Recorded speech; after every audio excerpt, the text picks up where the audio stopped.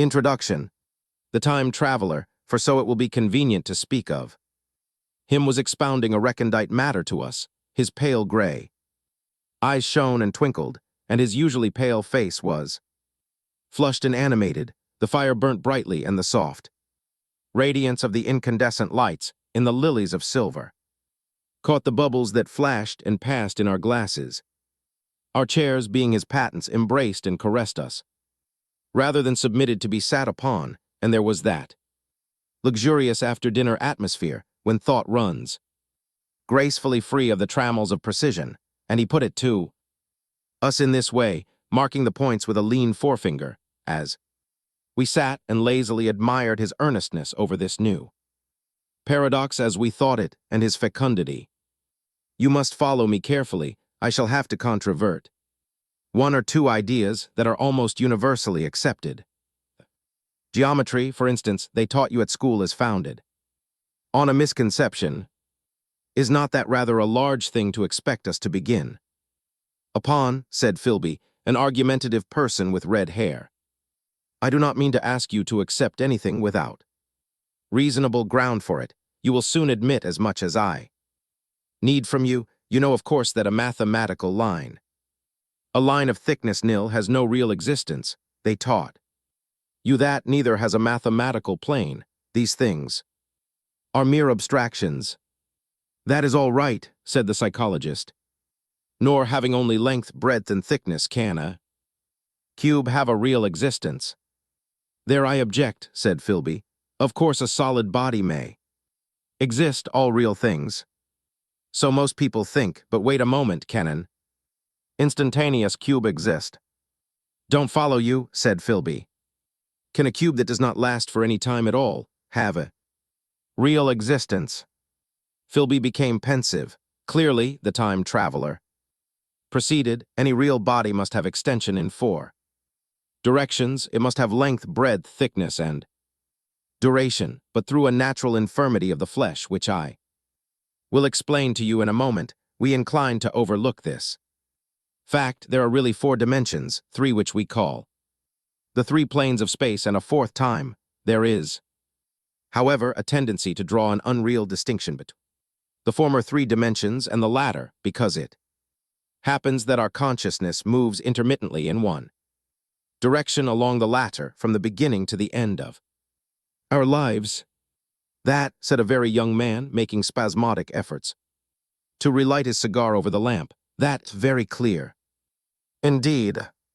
Now it is very remarkable that this is so extensively overlooked, continued the time traveler with a slight accession of cheerfulness. Really, this is what is meant by the fourth dimension, though some people who talk about the fourth dimension do not know they mean it. It is only another way of looking at time. There is no difference between time and any of the three dimensions of space, except that our consciousness moves along it, but some foolish people have got hold of the wrong side of that idea. You have all heard what they have to say about this fourth dimension. I have not, said the provincial mayor. It is simply this, that space as our mathematicians have.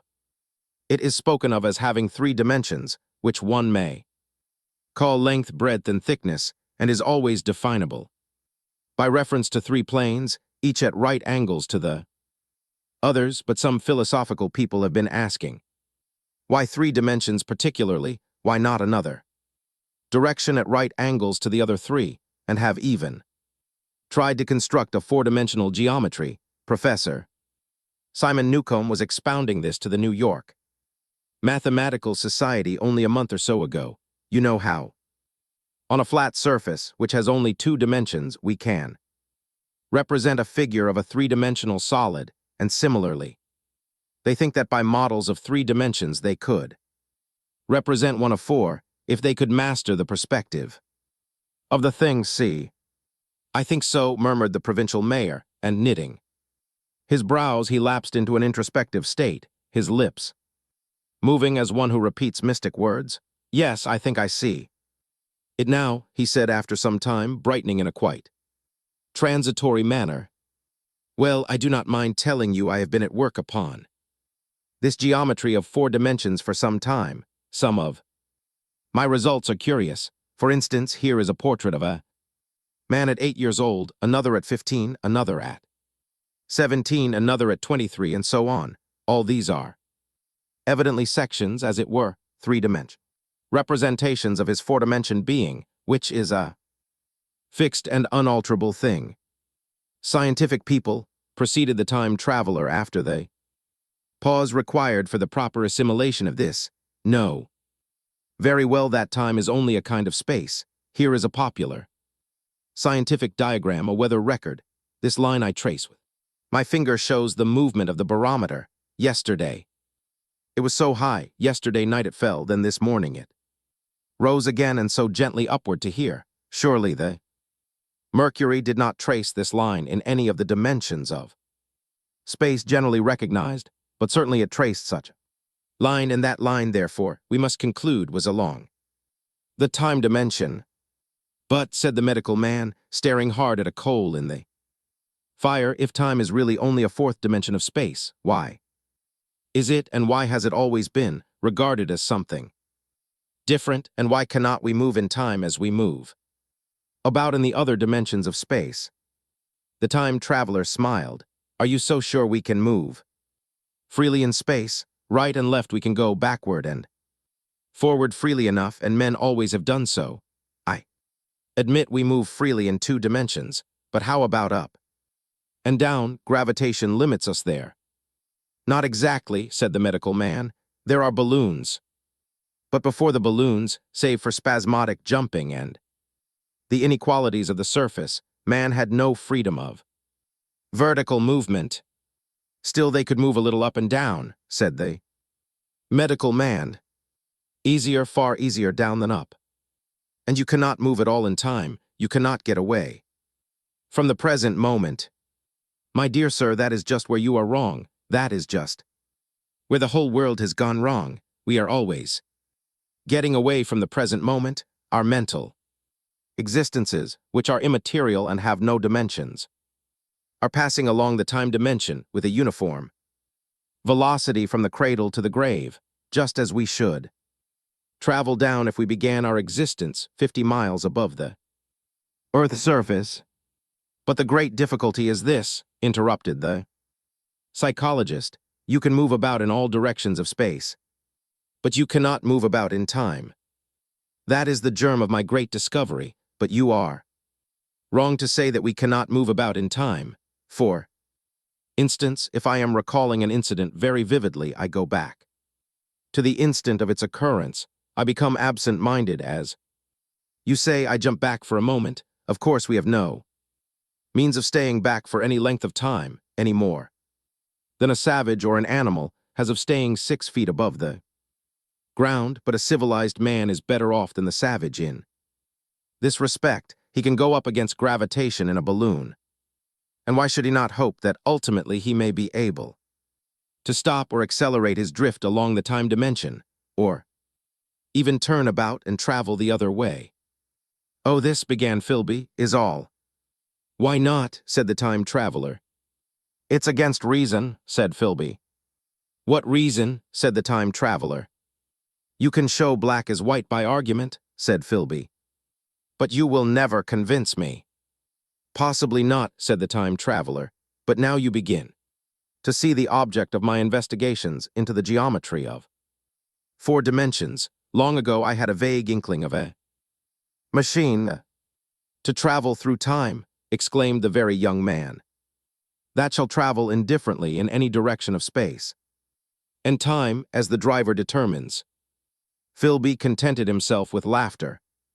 But I have experimental verification, said the time traveler. It would be remarkably convenient for the historian, the psychologist suggested. One might travel back and verify the accepted account of the Battle of Hastings, for instance. Don't you think you would attract attention, said the medical man. Our ancestors had no great tolerance for anachronisms. One might get one's Greek from the very lips of Homer and Plato, the very young man thought, in which case they would certainly plow you for the little go. The German scholars have improved Greek so much Then there is the future, said the very young man. Just think, one might invest all one's money, leave it to accumulated interest, and hurry on ahead. To discover a society, said I, erected on a strictly communistic basis. Of all the wild, extravagant theories, began the psychologist. Yes, so it seemed to me, and so I never talked of it until experimental verification, cried I. You are going to verify that? The experiment, cried Philby, who was getting brain weary. Let's see your experiment anyhow, said the psychologist, though it's all humbug, you know. The time traveler smiled round at us, then still smiling. Faintly, and with his hands deep in his trousers pockets, he walked slowly out of the room, and we heard his slippers shuffling down the long passage to his laboratory. The psychologist looked at us. I wonder what he's got. Some sleight of hand trick or other, said the medical man, and Philby tried to tell us about a conjurer he had seen at Burslem, but before he had finished his preface, the time traveler came back, and Philby's anecdote collapsed. Aye. The machine, the thing the time traveler held in his hand, was a glittering metallic framework, scarcely larger than a small clock and very delicately made. There was ivory in it and some transparent crystalline substance, and now I must be explicit for this that follows, unless his explanation is to be accepted, is an absolutely unaccountable thing. He took one of the small octagonal tables that were scattered about the room and set it in front of the fire, with 2 legs on the hearthrug. On this table he placed the mechanism. Then he drew up a chair and sat down. The only other object on the table was a small shaded lamp, the bright light of which fell upon the model. There were also perhaps a dozen candles, about 2 in brass candlesticks upon the mantel, and several in sconces, so that the room was brilliantly illuminated. I sat in a low armchair nearest the fire, and I drew this forward so as to be almost between the time traveler and the fireplace. Philby sat behind him, looking over his shoulder. The medical man and the provincial mayor watched him in profile from the right, the psychologist from the left. The very young man stood behind the psychologist. We were all on the alert. It appears incredible to me that any kind of trick, however subtly conceived and however adroitly done, could have been played upon us under these conditions. The time traveler looked at us, and then at the mechanism. Well, said the psychologist. This little affair, said the time traveler, resting his elbows upon the table and pressing his hands together above the apparatus, is only a model. It is my plan for a machine to travel through time. You will notice that it looks singularly askew, and that there is an odd twinkling appearance about this bar, as though it was in some way unreal. He pointed to the part with his finger. Also, here is one little white lever, and here is another. The medical man got up out of his chair and peered into the thing. It's beautifully made, he said. It took 2 years to make, retorted the time traveler. Then, when we had all imitated the action of the medical man, he said, now I want you clearly to understand that this lever being pressed over sends the machine gliding into the future, and this other reverses the motion. This saddle represents the seat of a time traveler. Presently I am going to press the lever, and off the machine will go. It will vanish, pass into future time, and disappear. Have a good look at the thing, look at the table too, and satisfy yourselves there is no trickery. I don't want to waste this model and then be told I'm a quack. There was a minute's pause, perhaps. The psychologist seemed about to speak to me, but changed his mind. Then the time traveler put forth his finger towards the lever. No, he said suddenly, lend me your hand, and turning to the psychologist, he took that individual's hand in his own and told him to put out his forefinger, so that it was the psychologist himself who sent forth the model time machine on its interminable voyage. We all saw the lever turn. I am absolutely certain there was no trickery. There was a breath of wind, and the lamp flame jumped, one of the candles on. The mantle was blown out, and the little machine suddenly swung round, became indistinct, was seen as a ghost for a second, perhaps, as an eddy of faintly glittering brass and ivory, and it was gone, vanished, save for the lamp. The table was bare. Everyone was silent for a minute. Then Philby said he was damned. The psychologist recovered from his stupor and suddenly looked under the table. At that the time traveler laughed cheerfully. Well, he said with a reminiscence of the psychologist. Then getting up, he went to the tobacco jar on the mantel and with his back to us began to fill his pipe. We stared at each other. Look here, said the medical man, are you in earnest about this? Do you seriously believe that that machine has traveled into time? Certainly, said the time traveler, stooping to light a spill at the fire. Then he turned, lighting his pipe, to look at the psychologist's face. The psychologist, to show that he was not unhinged, helped himself to a cigar and tried to light it uncut. What is more, I have a big machine nearly finished in there. He indicated the laboratory, and when that is put together, I mean to have a journey on my own account.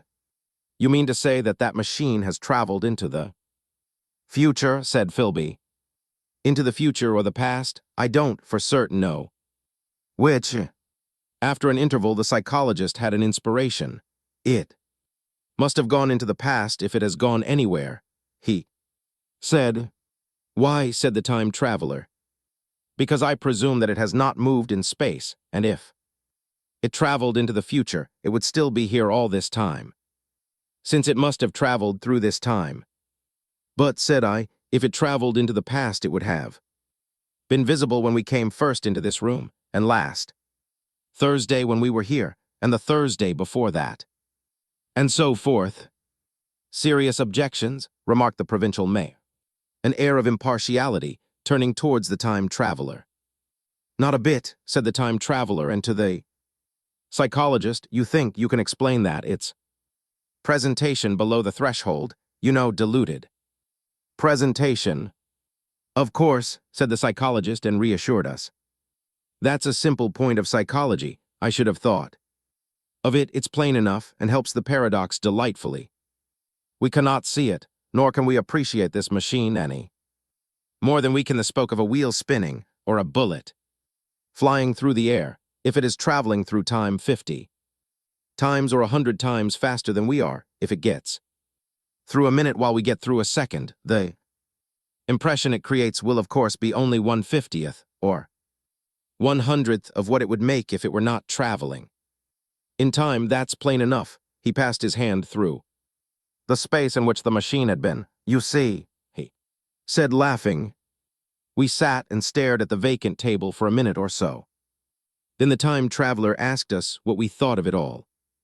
It sounds plausible enough tonight, said the medical man, but wait until tomorrow. Wait for the common sense of the mornings.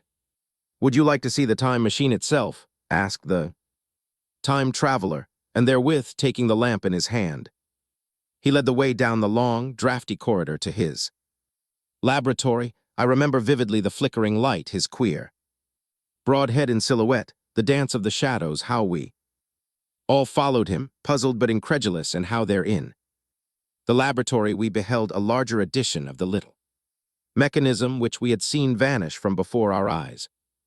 Parts were of nickel, parts of ivory, parts had certainly been filed or sawn out of rock crystal. The thing was generally complete, but the twisted crystalline bars lay unfinished upon the bench beside some sheets of drawings, and I took one up for a better look at it. Quartz it seemed to be.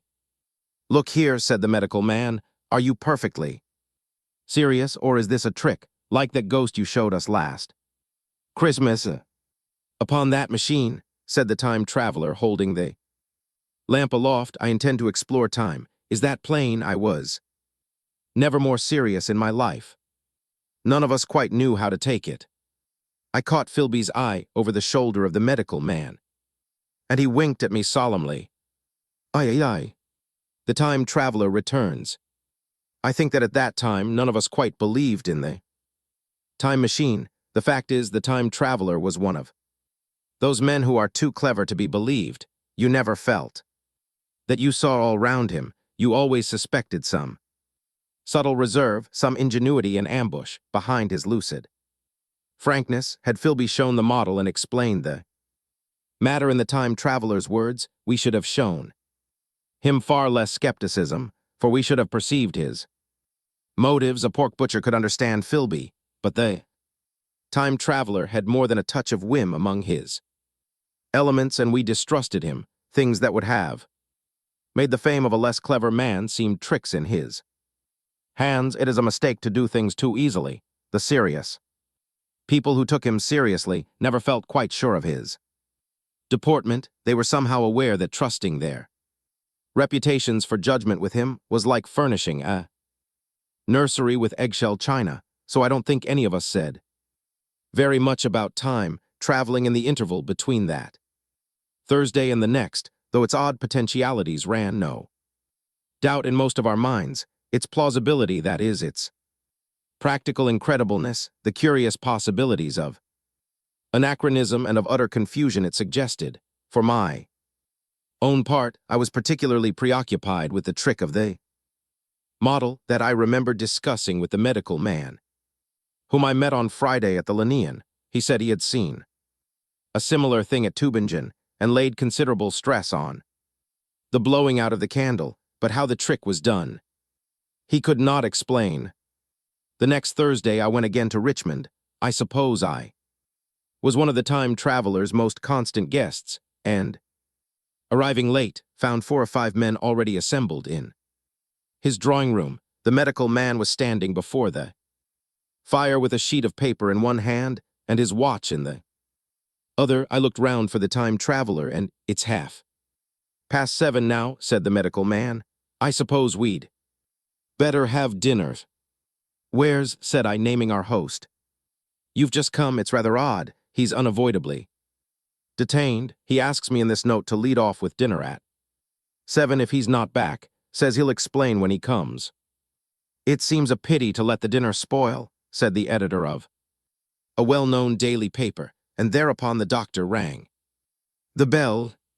The psychologist was the only person, besides the doctor and myself, who had attended the previous dinner. The other men were blank, the editor aforementioned, a certain journalist, and another, a quiet, shy man with a beard, whom I didn't know, and who, as far as my observation went, never opened his mouth all the evening. There was some speculation at the dinner table about the time traveler's absence, and I suggested time traveling in a half-jocular spirit. The editor wanted that explained to him, and the psychologist volunteered a wooden account of the ingenious paradox and trick we had witnessed that day.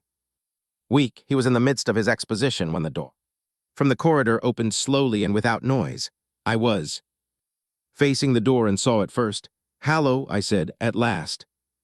And the door opened wider, and the time traveler stood before us. I gave a cry of surprise. Good heavens, man! What's the matter? Cried the medical man, who saw him next, and the whole tableful turned towards the door. He was in an amazing plight. His coat was dusty and dirty, and smeared with green down the sleeves, his hair disordered and, as it seemed to me, grayer, either with dust and dirt or because its color had actually faded. His face was ghastly pale. His chin had a brown cut on it, a cut half healed. His expression was haggard and drawn as by intense suffering. For a moment he hesitated in the doorway as if he had been dazzled by the light. Then he came into the room. He walked with just such a limp as I have seen in footsore tramps. We stared at him in silence, expecting him to speak. He said not a word, but came painfully to the table and made a motion towards the wine.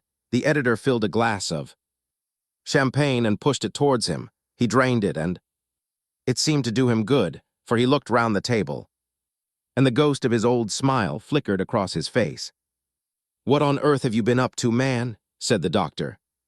The time traveler did not seem to hear. Don't let me disturb you, he said, with a certain faltering articulation. I'm all right. He stopped, held out his glass for more, and took it off at a draught. That's good, he said. His eyes grew brighter and a faint color came into his cheeks. His Glance flickered over our faces with a certain dull approval, and then went round the warm and comfortable room. Then he spoke again, still as it were feeling his way among his words. I'm going to wash and dress, and then I'll come down and explain things. Save me some of that mutton.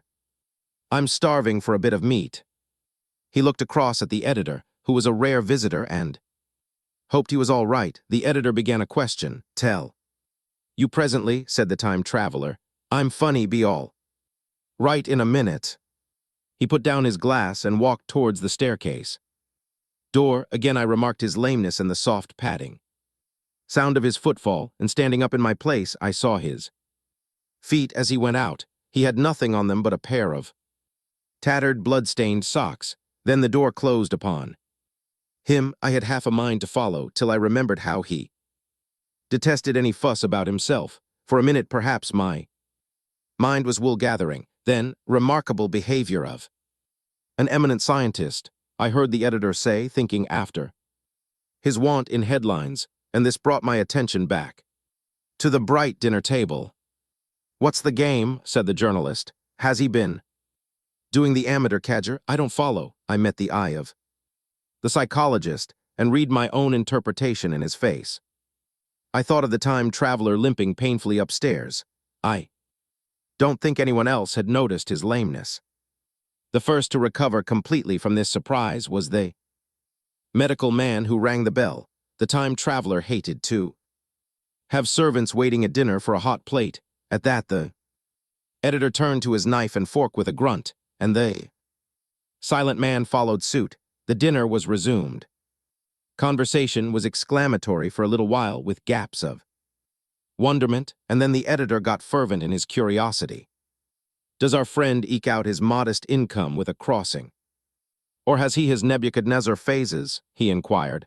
I feel assured it's this business of the time machine, I said, and took up the psychologist's account of our previous meeting. The new guests were frankly incredulous. The editor raised objections. What was this time traveling? A man could cover himself with dust by rolling in a paradox, could he? And then, as the idea came home to him, he resorted to caricature. Hadn't they any clothes brushes in the future? The journalist, too, would not believe at any price and joined the editor in the easy work of heaping ridicule on the whole thing. They were both the new kind of journalist, very joyous, irreverent young men. Our special correspondent in the Day After Tomorrow reports, the journalist was saying, or rather shouting, when the time traveler came back.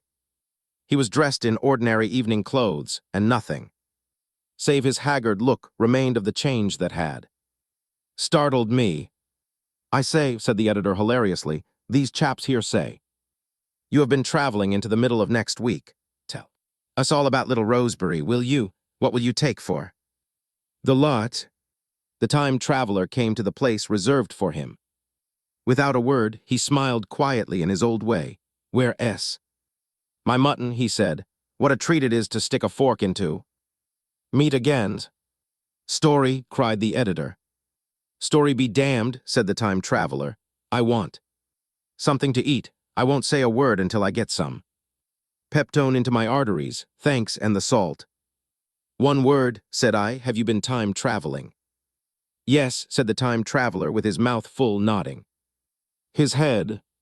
I'd give $1 a line for a verbatim note, said the editor. The time traveler pushed his glass towards the silent man and rang it with his fingernail, at which the silent man, who had been staring at his face, started convulsively and poured him wine. The rest of the dinner was uncomfortable. For my own part, sudden questions kept on rising to my lips, and I dare say it was the same with the others. The journalist tried to relieve the tension by telling anecdotes of Hetty Potter. The time traveler devoted his attention to his dinner and displayed the appetite of a tramp. The medical man smoked a cigarette and watched the time traveler through his eyelashes. The silent man seemed even more clumsy than usual and drank champagne with regularity and determination out of sheer nervousness. At last the time traveler pushed his plate away and looked round us.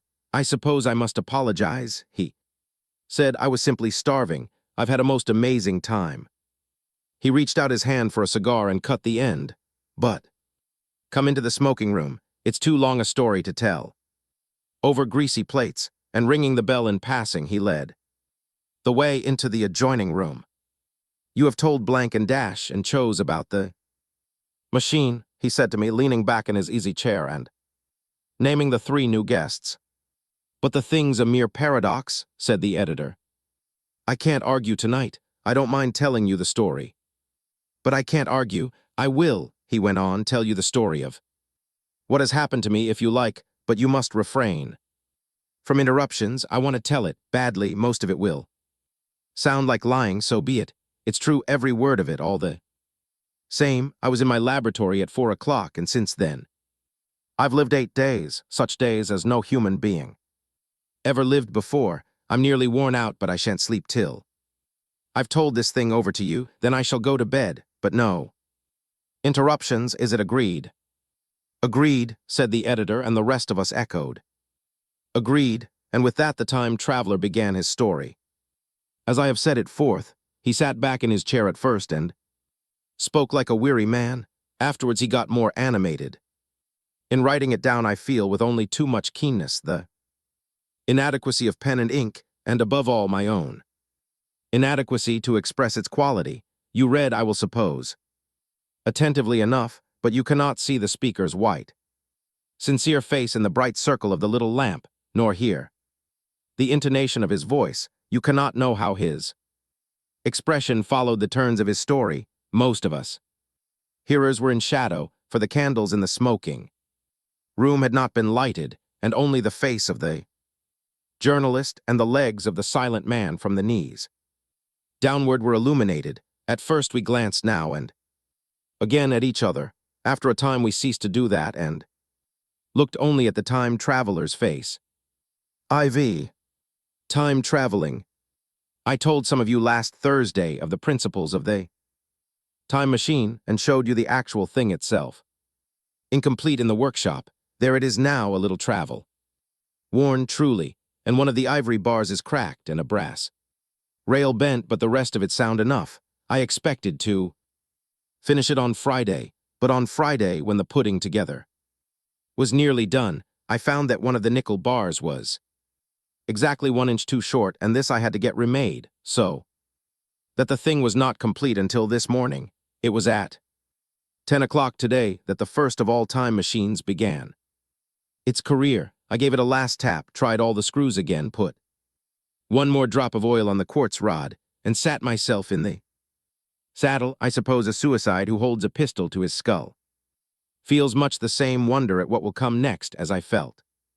Then I took the starting lever in one hand and the stopping one in the other, pressed the first, and almost immediately the second, I seemed to reel. I felt a nightmare sensation of falling, and looking round, I saw the laboratory exactly as before. Had anything happened? For a moment I suspected that my intellect had tricked me. Then I noted the clock.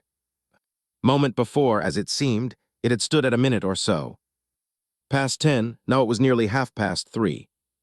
I drew a breath, set my teeth, gripped the starting lever with both hands, and went off with a thud. The laboratory got hazy and went dark. Mrs. Watchett came in and walked, apparently without seeing me, towards the garden door. I suppose it took her a minute or so to traverse the place, but to me she seemed to shoot across the room like a rocket. I pressed the lever over to its extreme position. The night came like the turning out of a lamp, and in another moment came tomorrow. The laboratory grew faint and hazy then, fainter and ever fainter. Tomorrow night came black then. Day again, night again, day again, faster and faster still. An eddying murmur filled my ears, and a strange, dumb confusedness descended on my mind. I am afraid I cannot convey the peculiar sensations of time traveling. They are excessively unpleasant. There is a feeling exactly like that one has upon a switchback, of a helpless, headlong motion. I felt the same horrible anticipation, too, of an imminent smash. As I put on pace, night followed day like the flapping of a black wing. The dim suggestion of the laboratory seemed presently to fall away. from me, and I saw the sun hopping swiftly across the sky, leaping at every minute and every minute marking a day. I suppose the laboratory had been destroyed, and I had come into the open air. I had a dim impression of scaffolding, but I was already going too fast to be conscious of any moving things. The slowest snail that ever crawled dashed by too fast for me. The twinkling succession of darkness and light was excessively painful to the eye. Then, in the intermittent darknesses, I saw the moon spinning swiftly through her quarters from new to full, and had a faint glimpse of the circling stars. Presently, as I went on still, gaining velocity, the palpitation of night and day merged into one continuous grayness. The sky took on a wonderful deepness of blue, a splendid luminous color like that of early twilight. The jerking sun became a streak of fire, a brilliant arch in space, the moon a fainter fluctuating band. And I could see nothing of the stars, save now and then a brighter circle flickering in the blue. The landscape was misty and vague. I was still on the hillside upon which this house now stands, and the shoulder rose above me gray and dim. I saw trees growing and changing like puffs of vapor, now brown, now green. They grew, spread, shivered, and passed away. I saw huge buildings rise up faint and fair and pass like dreams. Whole surface of the earth seemed changed, melting and flowing under my eyes. The little hands upon the dials that registered my speed raced round faster and faster.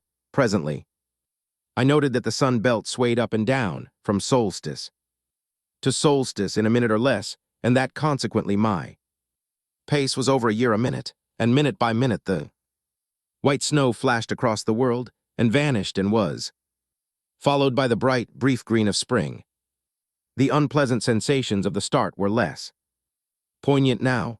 They merged at last into a kind of hysterical exhilaration. I remarked, indeed, a clumsy swaying of the machine for which I was unable to account, but my mind was too confused to attend to it, so with a kind of madness growing upon me, I flung myself into futurity.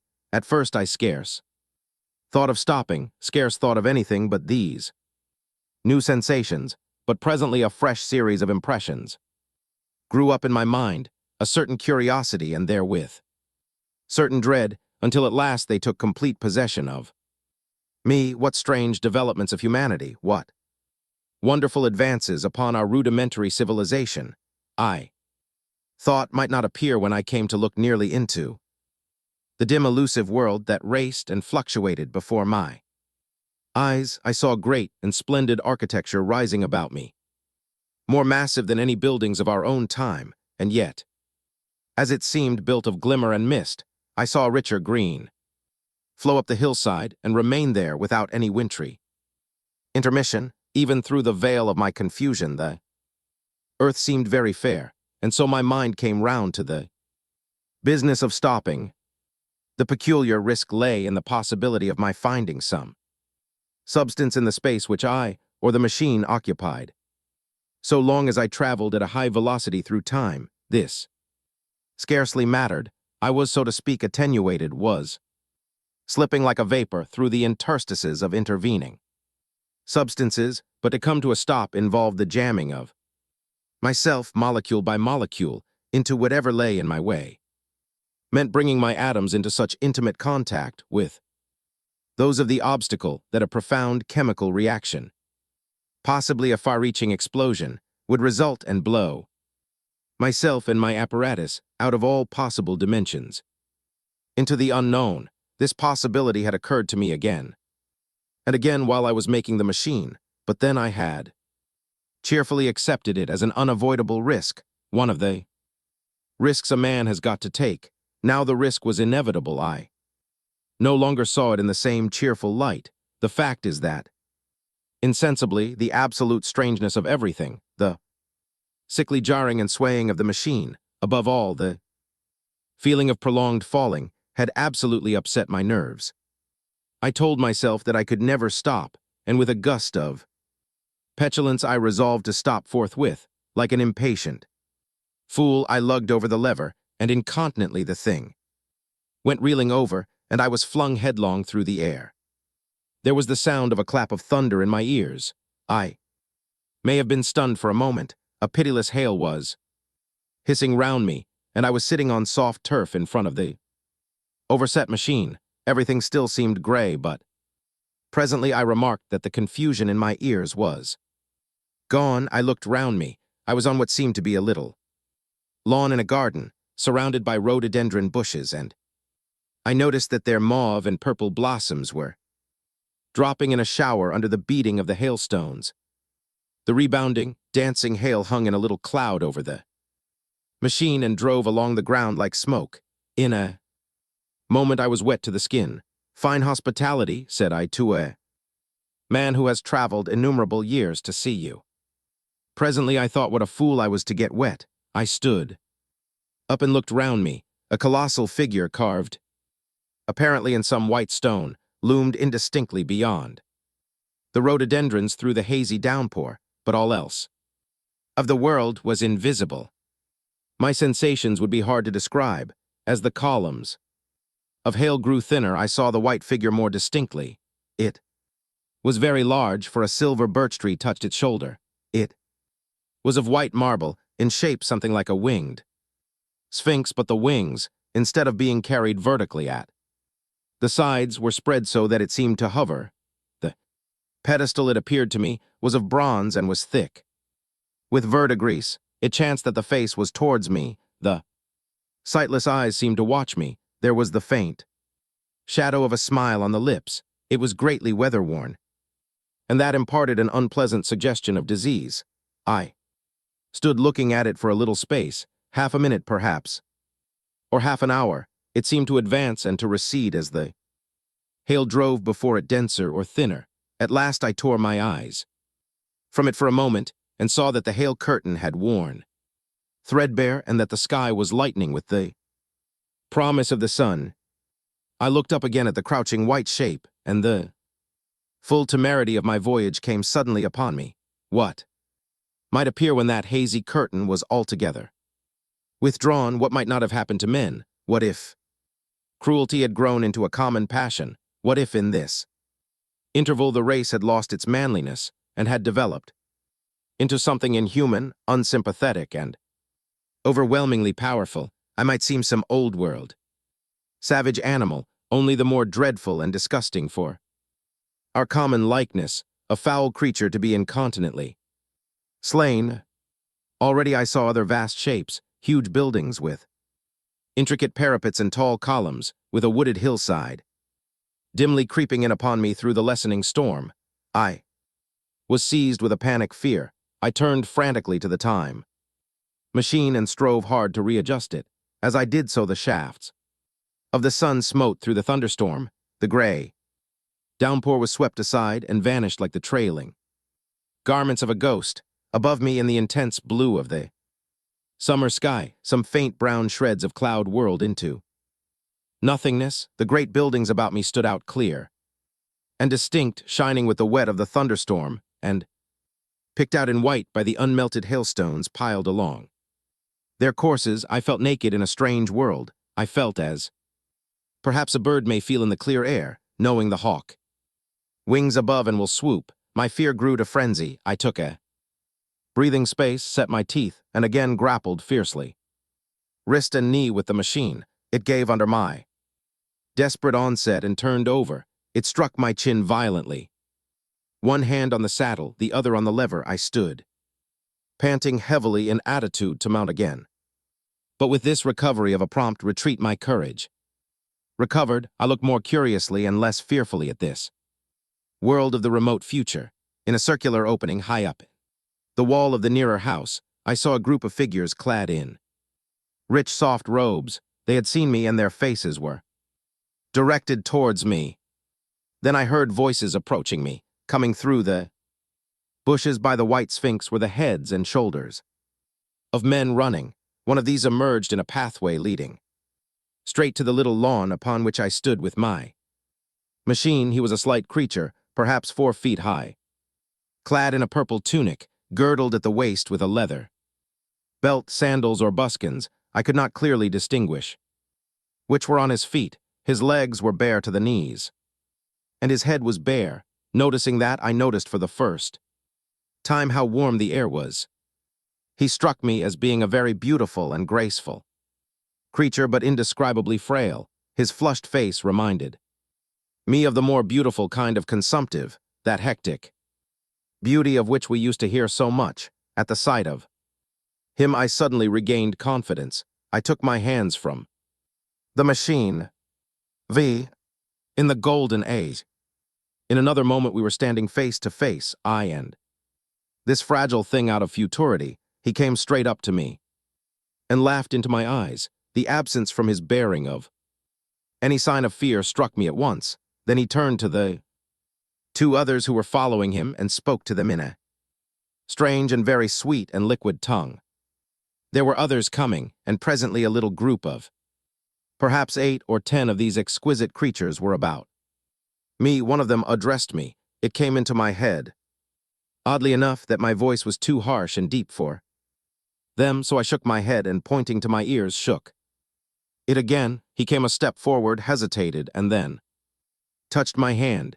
Then I felt other soft little tentacles upon my back and shoulders. They wanted to make sure I was real. There was nothing in this at all alarming. Indeed, there was something in these pretty little people that inspired confidence, a graceful gentleness, a certain childlike ease.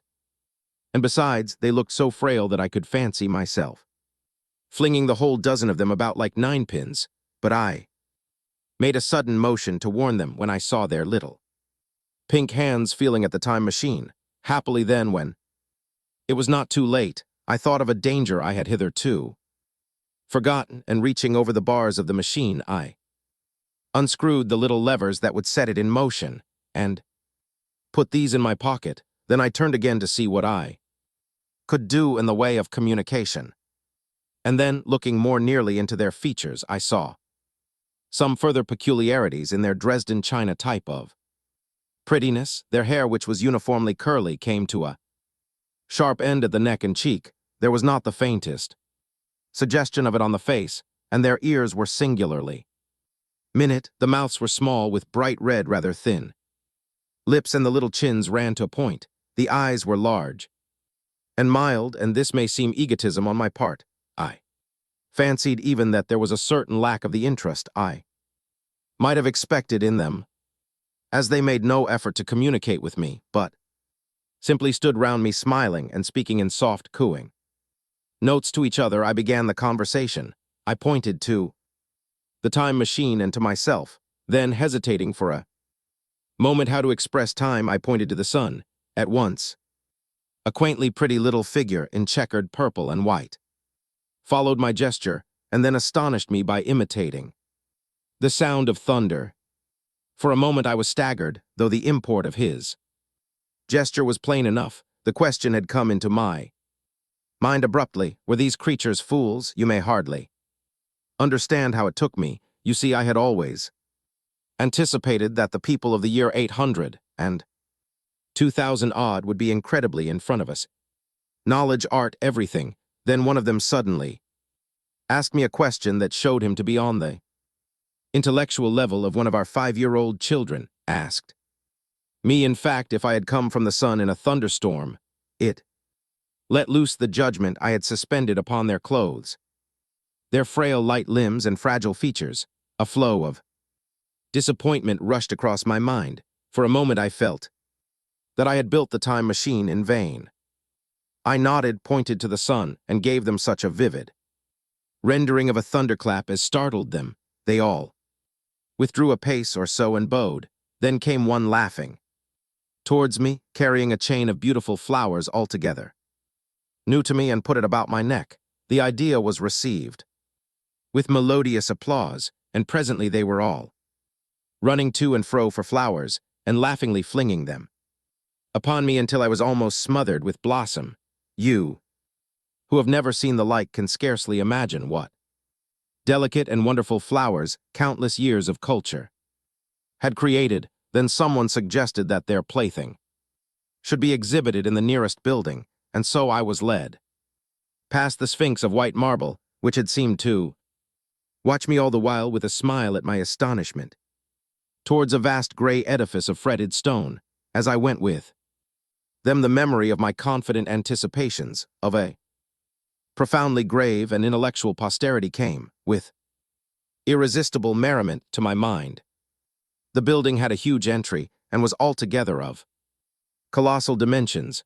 I was naturally most occupied with the growing crowd of little people and with the big open portals that yawned before me, shadowy and mysterious.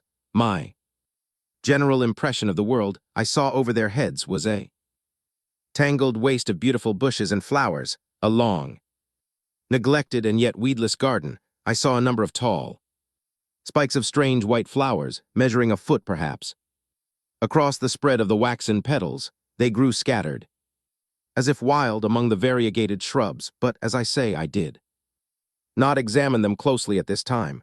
The time machine was left deserted on the turf among the rhododendrons.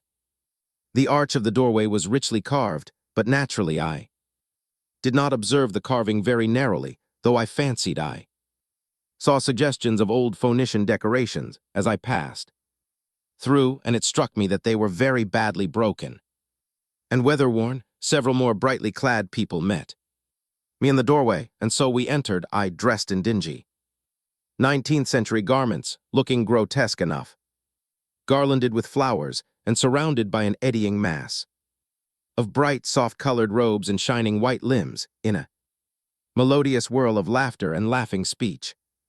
The big doorway opened into a proportionately great hall. Hung with brown, the roof was in shadow and the windows partially glazed with colored glass and partially unglazed admitted a tempered light. The floor was made up of huge blocks of some very hard white metal, not plates nor slabs. Blocks, and it was so much worn, as I judged by the going to and fro of past generations, as to be deeply channeled. Along the more frequented ways, transverse to the length, were innumerable tables made of slabs of polished stone, raised perhaps a foot from the floor, and upon these were heaps of fruits. Some I recognized as a kind of hypertrophied raspberry and orange, but for the most part they were strange. Between the tables was scattered a great number of cushions. Upon these my conductors seated themselves, signing for me to do likewise. With a pretty absence of ceremony, they began to eat the fruit with their hands, flinging peel and stalks, and so forth into the round openings in the sides of the tables. I was not loath to follow their example, for I felt thirsty and hungry. As I did so, I surveyed the hall at my leisure, and perhaps the thing that struck me most was its dilapidated look. The stained glass windows, which displayed only a geometrical pattern, were broken in many places, and the curtains that hung across the lower end were thick with dust, and it caught my eye that the corner of the marble table near me was fractured. Nevertheless, the general effect was extremely rich and picturesque. There were, perhaps, a couple of hundred people dining in the hall, and most of them, seated as near to me as they could come, were watching me with interest, their little eyes shining over the fruit they were eating. All were clad in the same soft and yet strong, silky material. Fruit, by the by, was all their diet. These people of the remote future were strict vegetarians, and while I was with them, in spite of some carnal cravings, I had to be frugivorous also. Indeed, I found afterwards that horses, cattle, sheep, dogs had followed the ichthyosaurus into extinction, but the fruits were very delightful. One in particular, that seemed to be in season all the time I was there, a flowery thing in a three-sided husk, was especially good, and I made it my staple. At first I was puzzled by all these strange fruits, and by the strange flowers I saw, but later I began to perceive their import. However, I am telling you of my fruit dinner in the distant future now. So soon as my appetite was a little checked, I determined to make a resolute attempt to learn the speech of these new men of mine. Clearly, that was the next thing to do. The fruits seemed a convenient thing to begin upon, and holding one of these up, I began a series of interrogative sounds and gestures.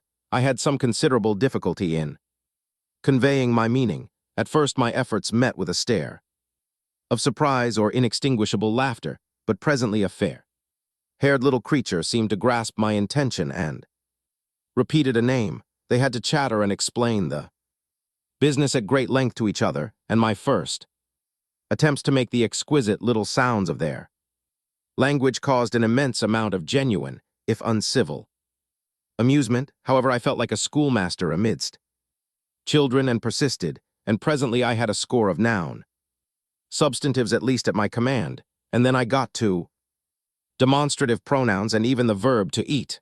But it was slow work, and the little people soon tired and wanted to get away from my interrogations, so I determined, rather of necessity, to let them give their lessons in little doses when they felt inclined, and very little doses I found they were before long, for I never met people more indolent or more easily fatigued. Vi, the sunset of mankind. A queer thing I soon discovered about my little hosts, and that was their lack of interest. They would come to me with eager cries of astonishment like children, but like children. They would soon stop examining me and wander away after some other toy, the dinner and my conversational beginnings ended. I noted for the first time that almost all those who had surrounded me at first were gone. It is odd, too, how speedily I came to disregard these little people. I went out through the portal into the sunlit world again. As soon as my hunger was satisfied, I was continually meeting more of these men of the future who would follow me a little distance, chatter and laugh about me, and having smiled and gesticulated in a friendly way, leave me again to my own devices. The calm of evening was upon the world as I emerged from the great hall, and the scene was lit by the warm glow of the setting sun. At first things were very confusing. Everything was so entirely different from the world I had known. Even the flowers. The big building I had left was situated on the slope of a broad river valley, but the Thames had shifted perhaps a mile from its present position. I resolved to mount to the summit of a crest, perhaps a mile and a half away, from which I could get a wider view of this our planet in the year 800 and 2701 AD. For that, I should explain, was the date the little dials of my machine recorded.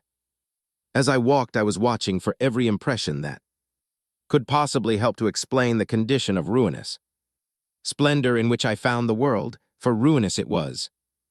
Little way up the hill, for instance, was a great heap of granite bound together by masses of aluminum, a vast labyrinth of precipitous walls and crumpled heaps, amidst which were thick heaps of very beautiful pagoda-like plants, nettles possibly, but wonderfully tinted with brown about the leaves and incapable of stinging. It was evidently the derelict remains of some vast structure. To what end built I could not determine. It was here that I was destined at a later date to have a very strange experience, the first intimation of a still stranger discovery, but of that I will speak in its proper place. Looking round with a sudden thought from a terrace on which I rested for a while, I realized that there were no small houses to be seen. Apparently the single house and possibly even the household had vanished. Here and there among the greenery were palace-like buildings, but the house and the cottage, which form such characteristic features of our own English landscape, had disappeared. Communism, said I to myself. And on the heels of that came another thought. I looked at the half-dozen little figures that were following me.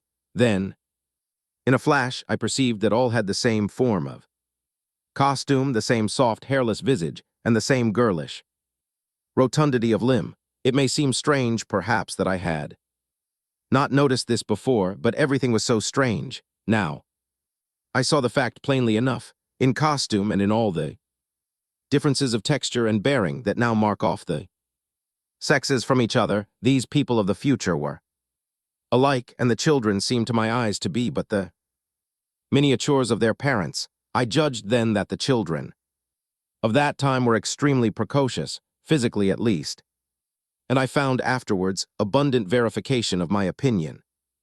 Seeing the ease and security in which these people were living, I felt that this close resemblance of the sexes was, after all, what one would expect, for the strength of a man, and the softness of a woman, the institution of the family, and the differentiation of occupations are mere militant necessities of an age of physical force, where population is balanced and abundant. Much childbearing becomes an evil, rather than a blessing to the state, where violence comes.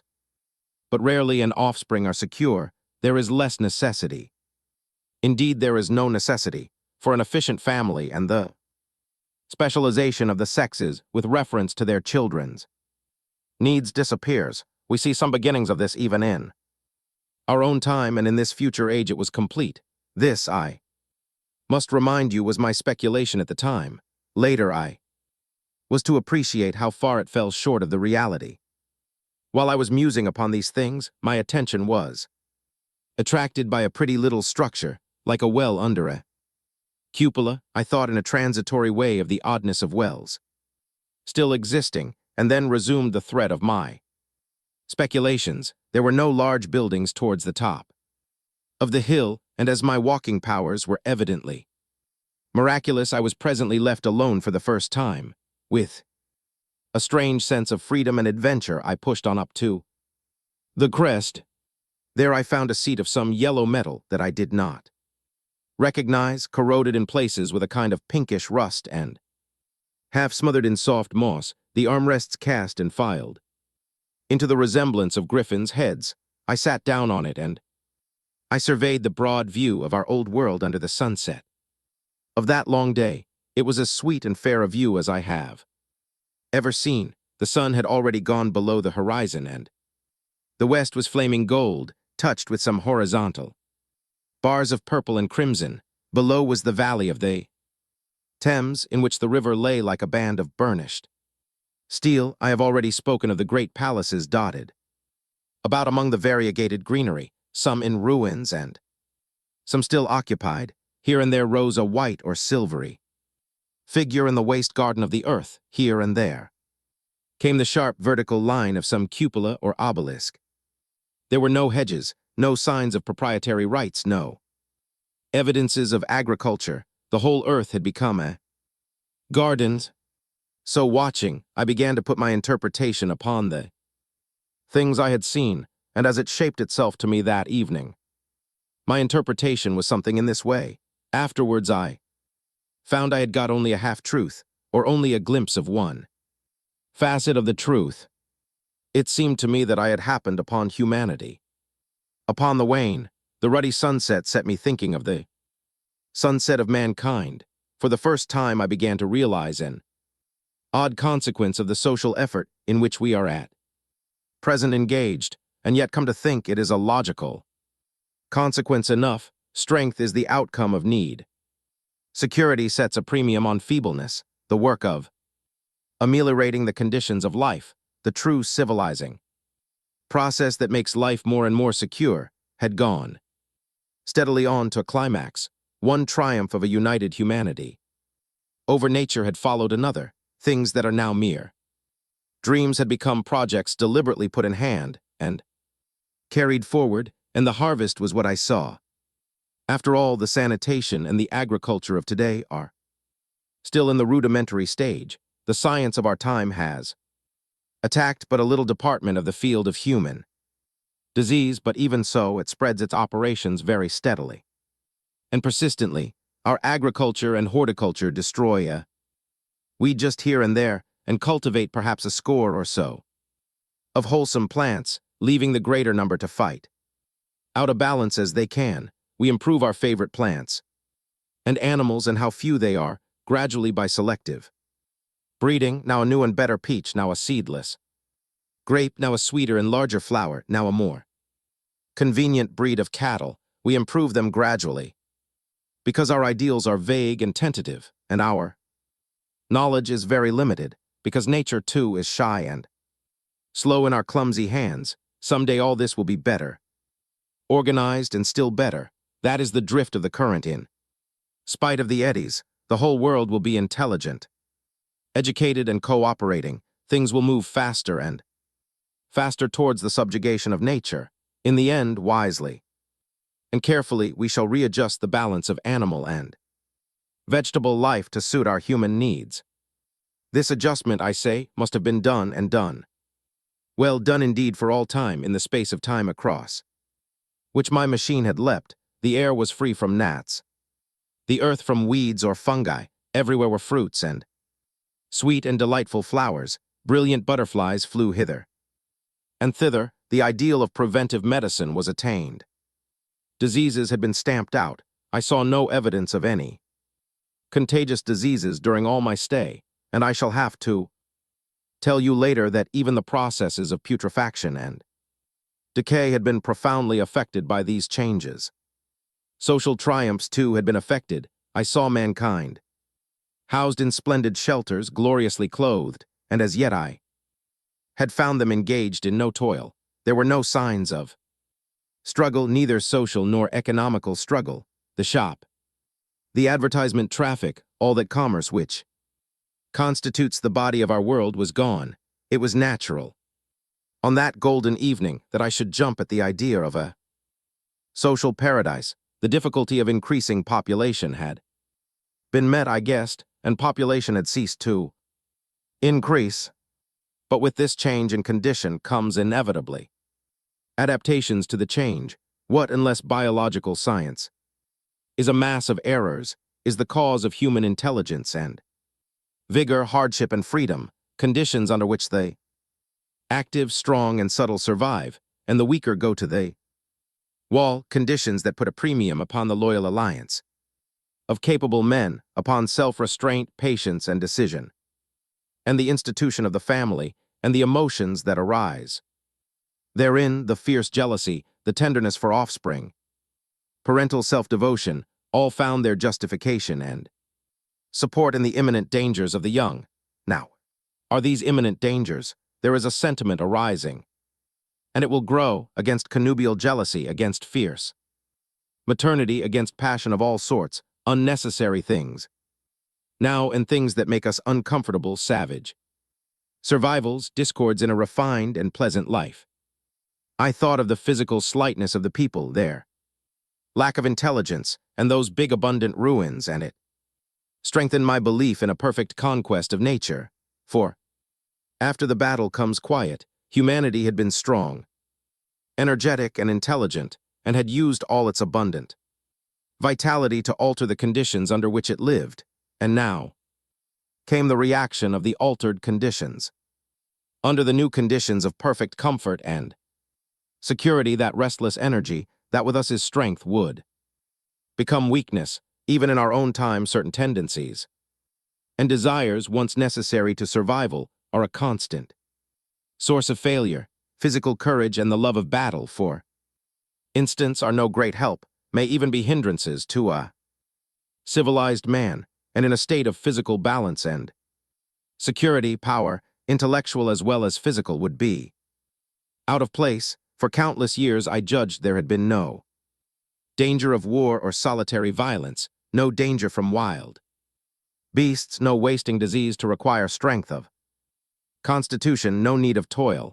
For such a life, what we should call the weak are as well equipped as the strong, are indeed no longer weak. Better equipped indeed they are, for the strong would be fretted by an energy for which there was no outlet. No doubt the exquisite beauty of the buildings I saw was the outcome of the last surgings of the now purposeless energy of mankind before it settled down into perfect harmony with the conditions under which it lived, the flourish of that triumph which began the last great peace.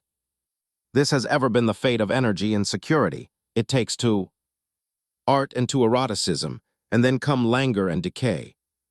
Even this artistic impetus would at last die away, had almost died in the time I saw, to adorn themselves with flowers, to dance, to sing in the sunlight. So much was left of the artistic spirit, and no more.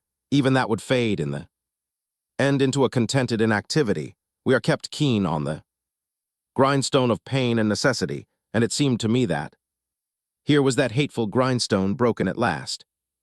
As I stood there in the gathering dark, I thought that in this simple explanation I had mastered the problem of the world, mastered the whole secret of these delicious people. Possibly the checks they had devised for the increase of Population had succeeded too well, and their numbers had rather diminished than kept stationary. That would account for the abandoned ruins. Very simple was my explanation, and plausible enough, as most wrong theories are. VII. A sudden shock, as I stood there musing over this too perfect triumph of man. The full moon, yellow and gibbous, came up out of an overflow of silver light in the northeast. The bright little figures ceased to move about below. A noiseless owl flitted by, and I shivered with the chill of the night. I determined to descend and find where I could sleep. I looked for the building I knew, then my eye traveled along to the figure of the white sphinx upon the pedestal of bronze, growing distinct as the light of the rising moon grew brighter. I could see the silver birch against it. There was the tangle of rhododendron bushes, black in the pale light, and there was the little lawn. I looked at the lawn again. A queer doubt chilled my complacency. No, said I stoutly to myself. That was not the lawn. But it was the lawn, for the white leprous face of the sphinx was towards it. Can you imagine what I felt as this conviction came home to me? But you cannot. The time machine was gone. At once, like a lash across the face, came the possibility of losing my own age, of being left helpless in this strain. New world, the bare thought of it was an actual physical sensation. I could feel it grip me at the throat and stop my breathing. In another moment, I was in a passion of fear and running with great leaping strides down the slope. Once I fell headlong and cut my face. I lost no time in stanching the blood, but jumped up and ran on with a warm trickle down my cheek and chin. All the time I ran, I was saying to myself, they have moved it a little, pushed it under the bushes out of the way. Nevertheless, I ran with all my might, all the time, with the certainty that sometimes comes with excessive dread. I knew that such assurance was folly, knew instinctively that the machine was removed out of my reach. My breath came with pain. I suppose I covered the whole distance from the hill crest to the little lawn, 2 miles. Perhaps in 10 minutes, and I am not a young man, I cursed aloud as I ran, at my confident folly in leaving the machine, wasting good breath thereby. I cried aloud, and none answered. Not a creature seemed to be stirring in that moonlit world. When I reached the lawn, my worst fears were realized. Not a trace of the thing was to be seen. I felt faint and cold. When I faced the empty space among the black tangle of bushes, I ran round it furiously, as if the thing might be hidden in a corner, and then stopped abruptly with my hands clutching my hair. Above me towered the sphinx. Upon the bronze pedestal, white, shining, leprous in the light of the rising moon, it seemed to smile in mockery of my dismay. I might have consoled myself by imagining the little people had put the mechanism in some shelter for me, had I not felt assured of their physical and intellectual inadequacy. That is what dismayed me, the sense of some hitherto unsuspected power, through whose intervention my invention had vanished. Yet for one thing I felt assured. Unless some other age had produced its exact duplicate, the machine could not have moved in time. The attachment of the levers, I will show you the method later, prevented anyone from tampering with it in that way. When they were removed, it had moved and was hid only in space. But then where could it be? I think I must have had a kind of frenzy. I remember running violently in and out among the moonlit bushes all round the sphinx, and startling some white animal that in the dim light I took for a small deer. I remember, too late that night, beating the bushes with my clenched fist until my knuckles were gashed and bleeding from the broken twigs. Then, sobbing and raving in my anguish of mind, I went down to the great building of stone. The big hall was dark, silent, and deserted. I slipped on the uneven floor and fell over one of the malachite tables, almost breaking my shin. I lit a match and went on past the dusty curtains, of which I have told you. There I found a second great hall covered with cushions, upon which perhaps a score or so of the little people were sleeping. I have no doubt they found my second appearance strange enough, coming suddenly out of the quiet darkness, with inarticulate noises and the splutter and flare of a match, for they had forgotten about matches. Where is my time machine? I began, bawling like an angry child, laying hands upon them and shaking them up together. It must have been very queer to them. Some laughed, most of them looked sorely frightened when I saw them standing round me. It came into my head that I was doing as foolish a thing as it was possible for me to do under the circumstances, in trying to revive the sensation of fear, for reasoning from their daylight behavior, I thought that fear must be forgotten. Abruptly, I dashed down the match and, knocking one of the people over in my course, went blundering across the big dining hall again. Out under the moonlight, I heard cries of terror and their little feet running and stumbling this way and that. I do not remember all I did as the moon crept up the sky. I suppose it was the unexpected nature of my loss that maddened me. I felt hopelessly cut off from my own kind, a strange animal in an unknown world. I must have raved to and fro, screaming and crying upon God and fate. Have a memory of horrible fatigue, as the long night of despair wore away, of looking in this impossible place, and that of groping among moonlit ruins and touching strain creatures in the black shadows, at last of lying on the ground near the Sphinx and weeping with absolute wretchedness, even anger at the folly of leaving the machine having leaked away with my strength. I had nothing left but misery. Then I slept, and when I woke again, it was full day, and a couple of sparrows were hopping round me on the turf within reach of my arm. I sat up in the freshness of the morning, trying to remember how I had got there and why I had such a profound sense of desertion and despair. Then things came clear in my mind. With the plain, reasonable daylight, I could look my circumstances fairly in the face. I saw the wild folly of my frenzy overnight, and I could reason with myself. Suppose the worst, I said. Suppose the machine altogether lost, perhaps destroyed. It behoves me to be calm and patient, to learn the way of the people, to get a clear idea of the method of my loss and the means of getting materials and tools, so that in the end, perhaps, I may make another. That would be my only hope, a poor hope perhaps, but better than despair. And after all, it was a beautiful and curious world. But probably the machine had only been taken away. Still, I must be calm and patient, find its hiding place and recover it by force or cunning. And with that I scrambled to my feet and looked about me, wondering where I could bathe. I felt weary, stiff, and travel-soiled. The freshness of the morning made me desire an equal freshness. I had exhausted my emotion. Indeed, as I went about my business, I found myself wondering at my intense excitement overnight. I made a careful examination of the ground about the little lawn. I wasted some time in futile questionings, conveyed, as well as I was able, to such of the little people as came by. They all failed to understand my gestures. Some were simply stolid. Some thought it was a jest and laughed at me. I had the hardest task in the world to keep my hands off their pretty laughing faces. It was a foolish impulse, but the devil begotten of fear and blind anger was ill-curbed and still eager to take advantage of my perplexity. The turf gave better counsel. I found a groove ripped in it about midway between the pedestal of the Sphinx and the marks of my feet, where on arrival I had struggled with the overturned machine. There were other signs of removal about, with queer narrow footprints like those I could imagine made by a sloth. This directed my closer attention to the pedestal.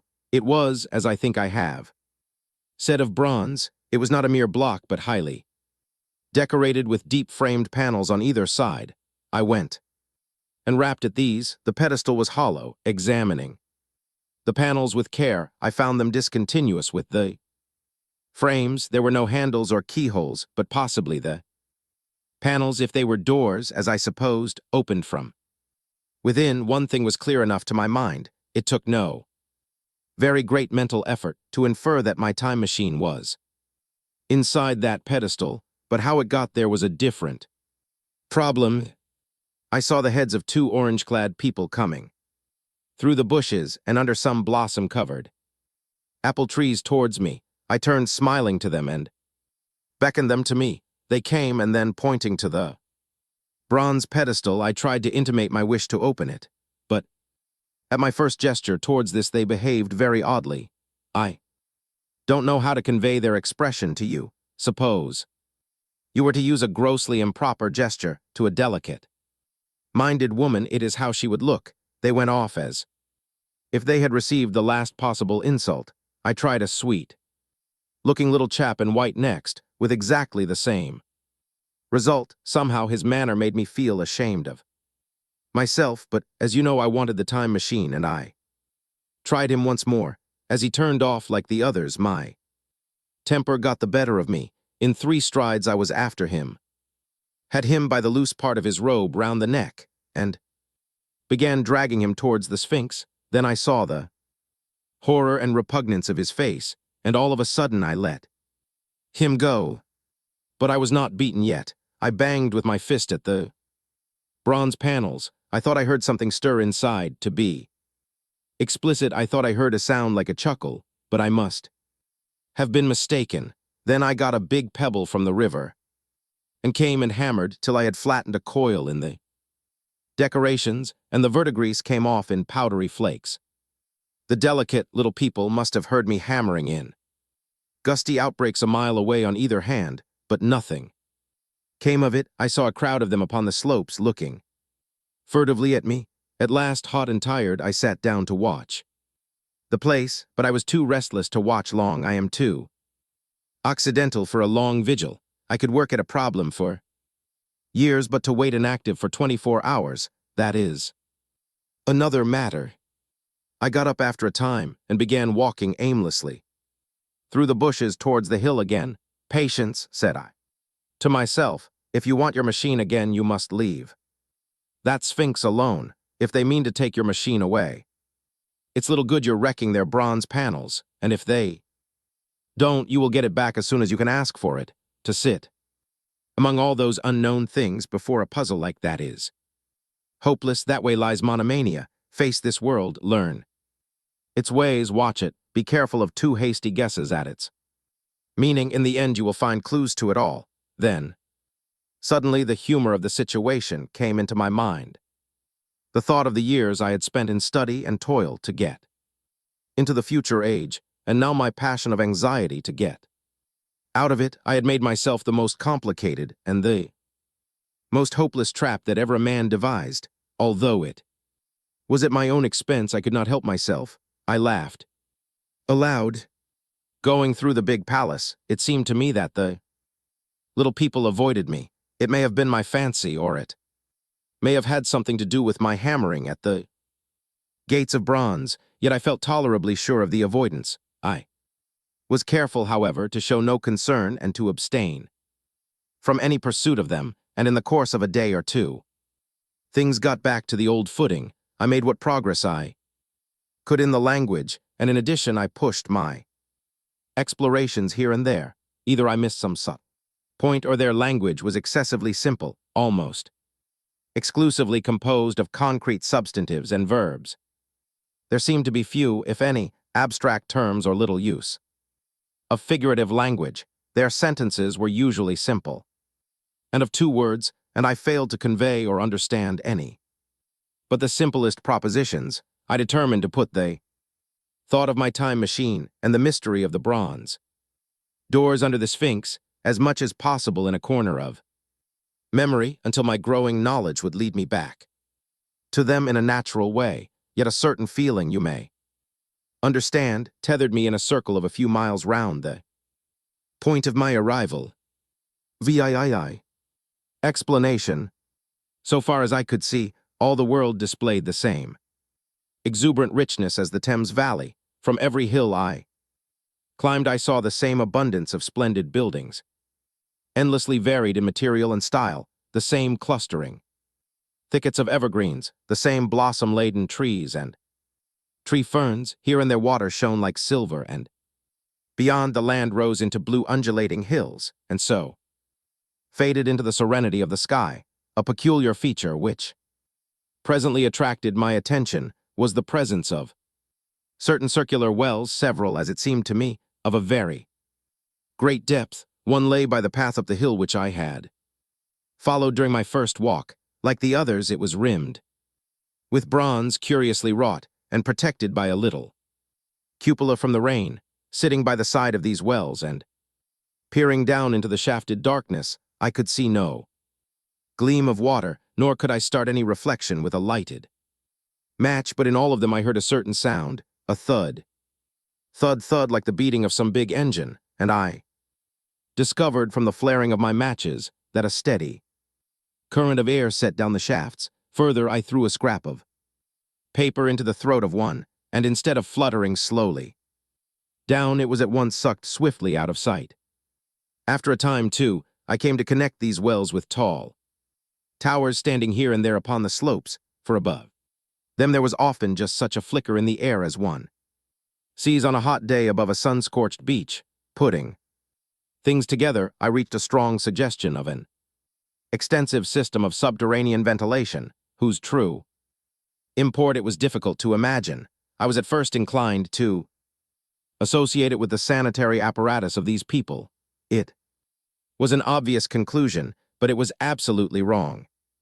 And here I must admit that I learnt very little of drains, and bells and modes of conveyance, and the like conveniences during my time in this real future. In some of these visions of utopias and coming times which I have read, there is a vast amount of detail about building and social arrangements and so forth, but while such details are easy enough to obtain when the whole world is contained in one's imagination, they are altogether inaccessible to a real traveler amid such realities as I found here. Conceive the tale of London which a Negro, fresh from Central Africa, would take back to his tribe. What would he know of rail companies, of social movements, of telephone and telegraph wires, of the parcels delivery company, and postal orders and the like? Yet we at least should be willing enough to explain these things to him, and even of what he knew, how much could he make his untraveled friend either apprehend or believe? Then think how narrow the gap between a Negro and a white man of our own times, and how wide the interval between myself and these of the Golden Age. I was sensible of much which was unseen and which contributed to my comfort, but save for a general impression of automatic organization, I fear I can convey very little of the difference to your mind. In the matter of sepulture, for instance, I could see no signs of crematoria nor anything suggestive of tombs, but it occurred to me that possibly there might be cemeteries or crematoria somewhere beyond the range of my explorings.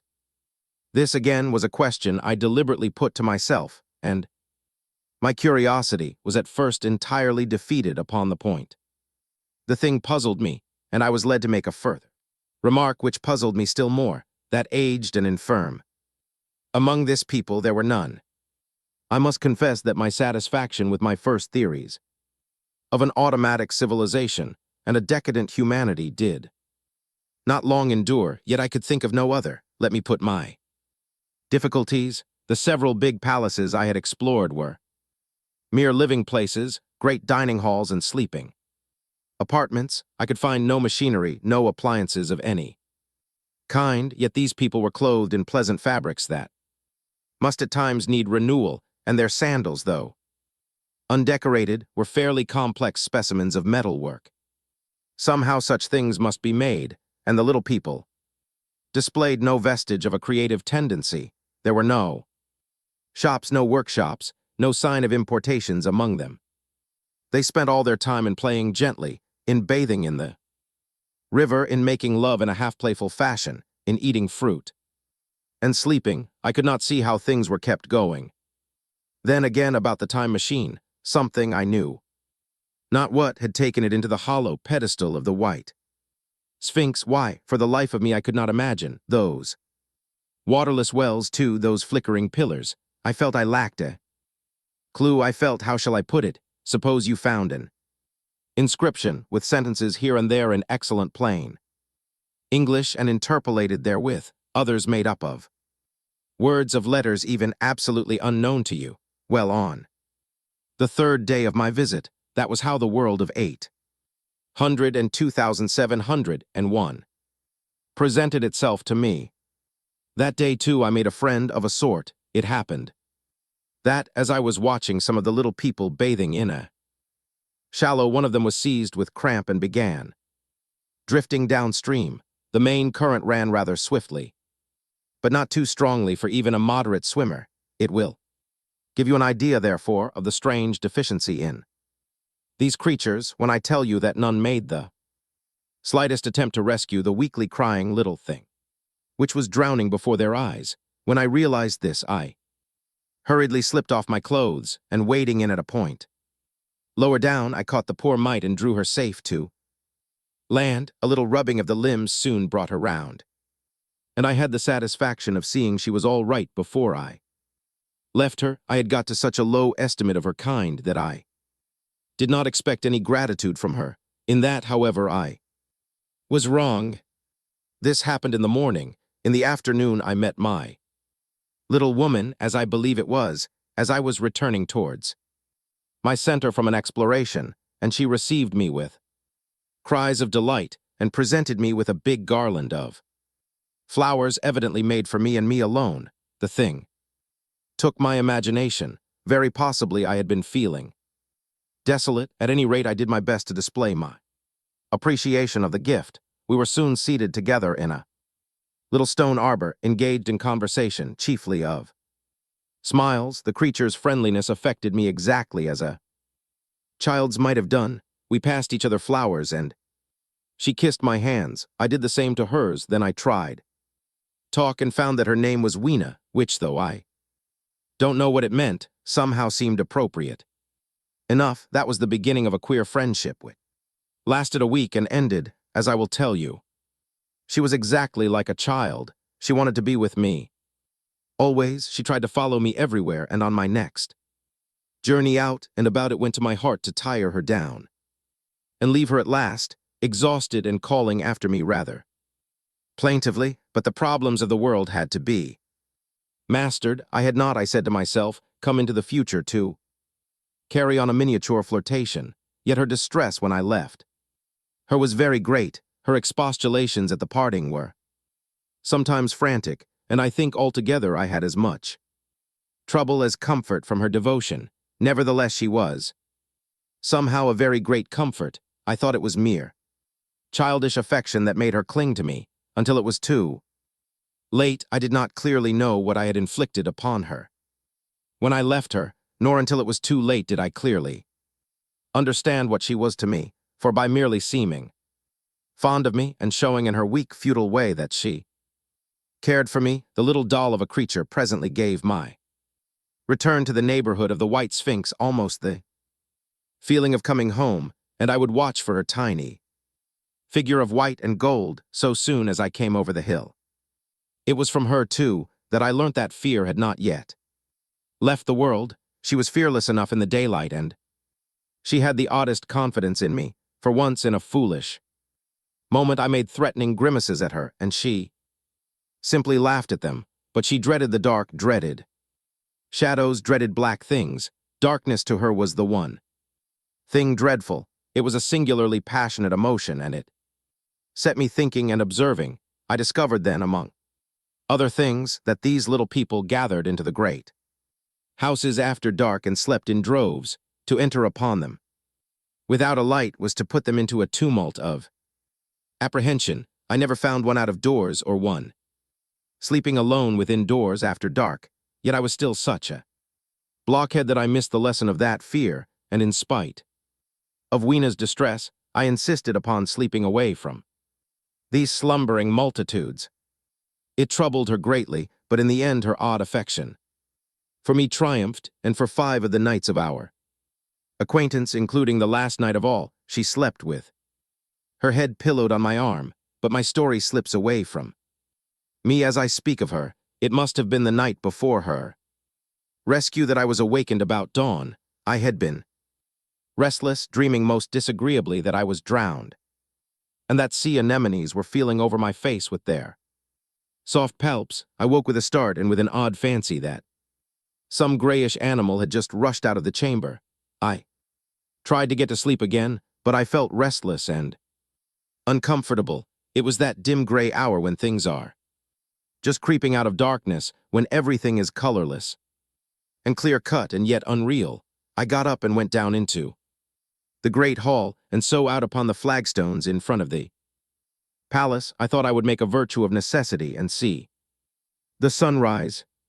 The moon was setting, and the dying moonlight and the first pallor of dawn were mingled in a ghastly half-light.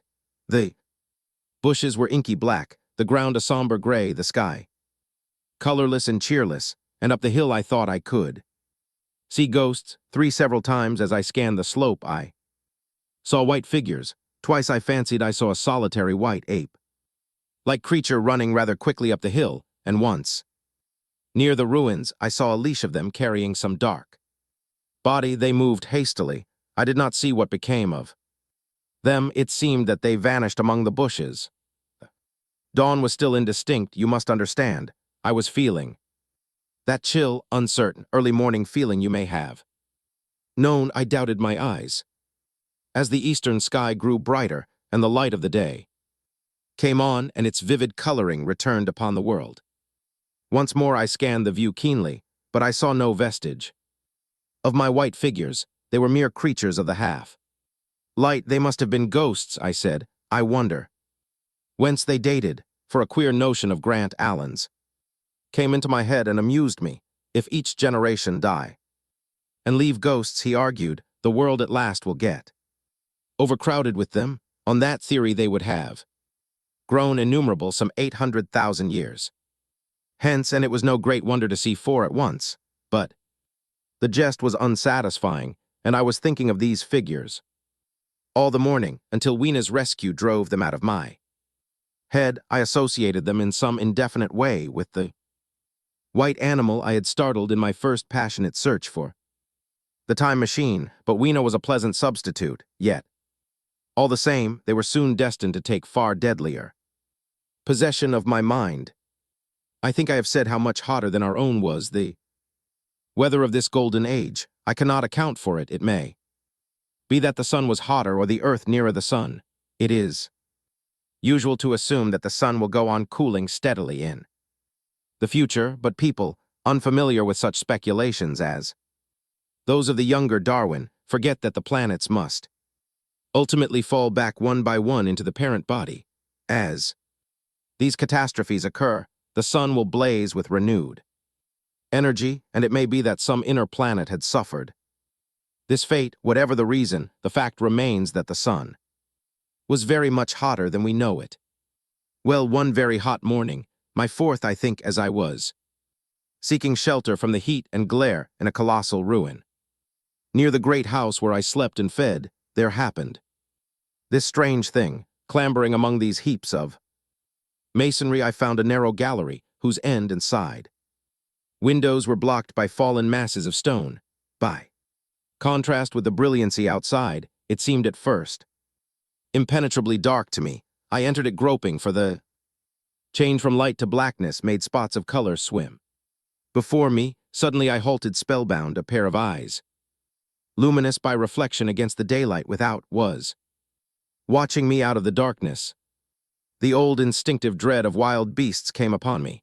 I clenched my hands and steadfastly looked into the glaring eyeballs. I was afraid to turn. Then the thought of the absolute security in which humanity appeared to be living came to my mind, and then I remembered that strange terror of the dark. Overcoming my fear to some extent, I advanced a step and spoke. I will admit that my voice was harsh and ill-controlled. I put out my hand and touched something soft. At once the eyes darted sideways and something white ran past me. I turned with my heart in my mouth and saw a queer little ape-like figure, its head held down in a peculiar manner, running across the sunlit space. Behind me, it blundered against a block of granite, staggered aside, and in a moment was hidden in a black shadow beneath another pile of ruined masonry.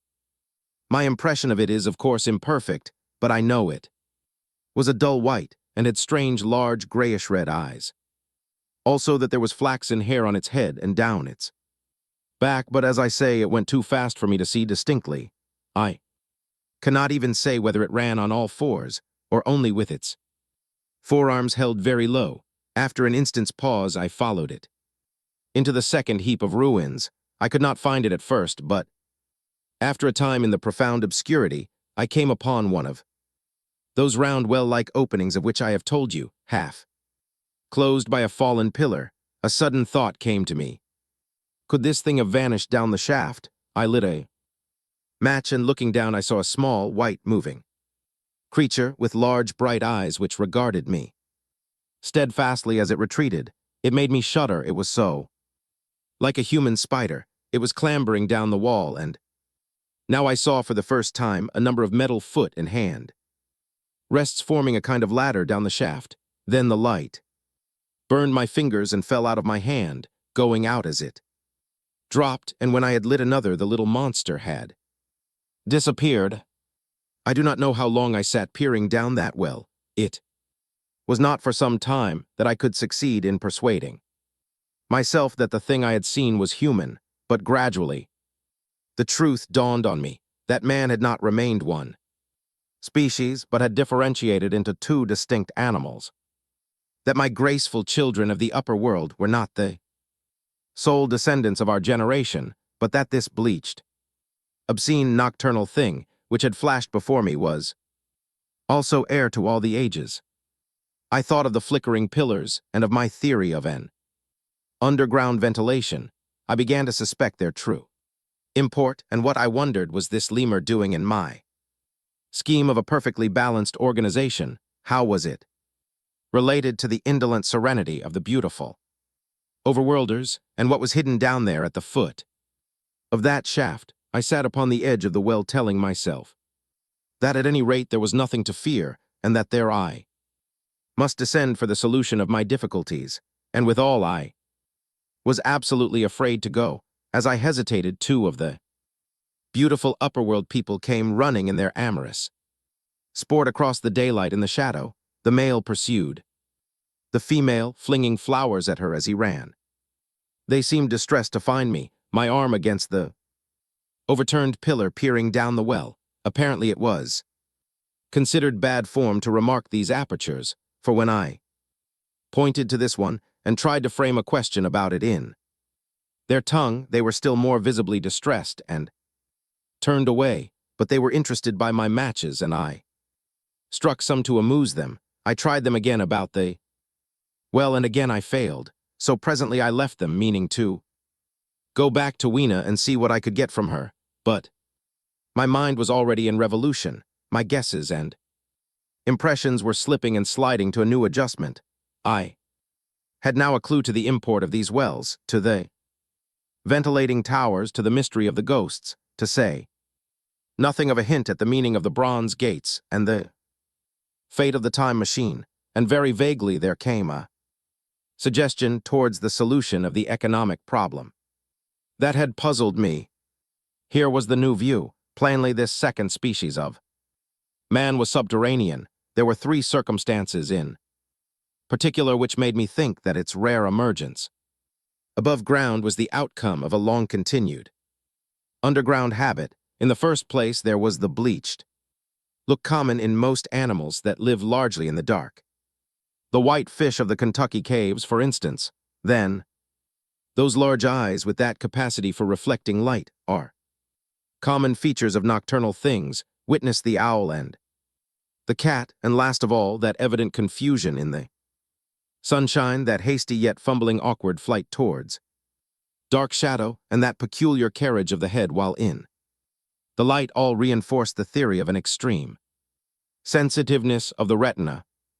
Beneath my feet, then, the earth must be tunneled enormously, and these tunnelings were the habitat of the new race, the presence of ventilating shafts and wells along the hill slopes, everywhere in fact except along the river valley, showed how universal were its ramifications.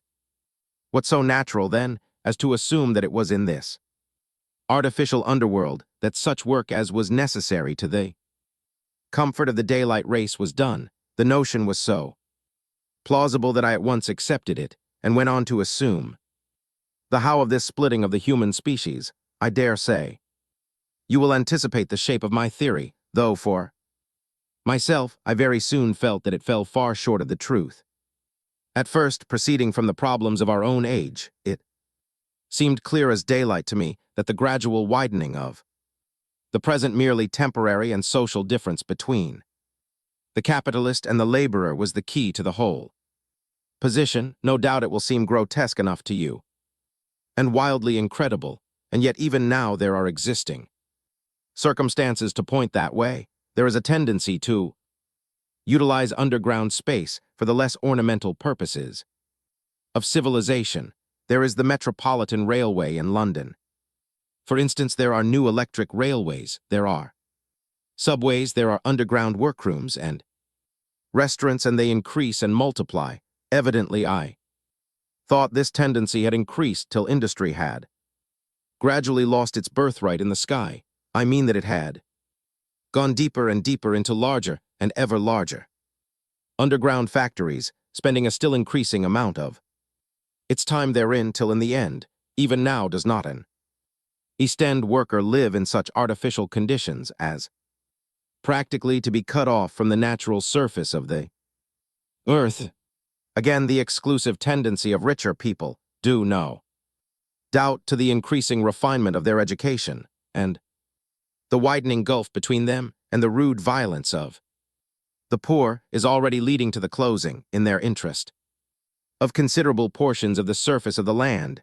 About London, for instance, perhaps half the prettier country is shut in against intrusion, and this same widening gulf, which is due to the length and expense of the higher educational process and the increased facilities for and temptations towards refined habits on the part of the rich, will make that exchange between class and class, that promotion by intermarriage which at present retards the splitting of our species along lines of social stratification, less and less frequent, so in the end above ground you must have the haves pursuing pleasure and comfort and beauty, and below ground the have-nots, the workers, getting continually adapted to the conditions of their labor.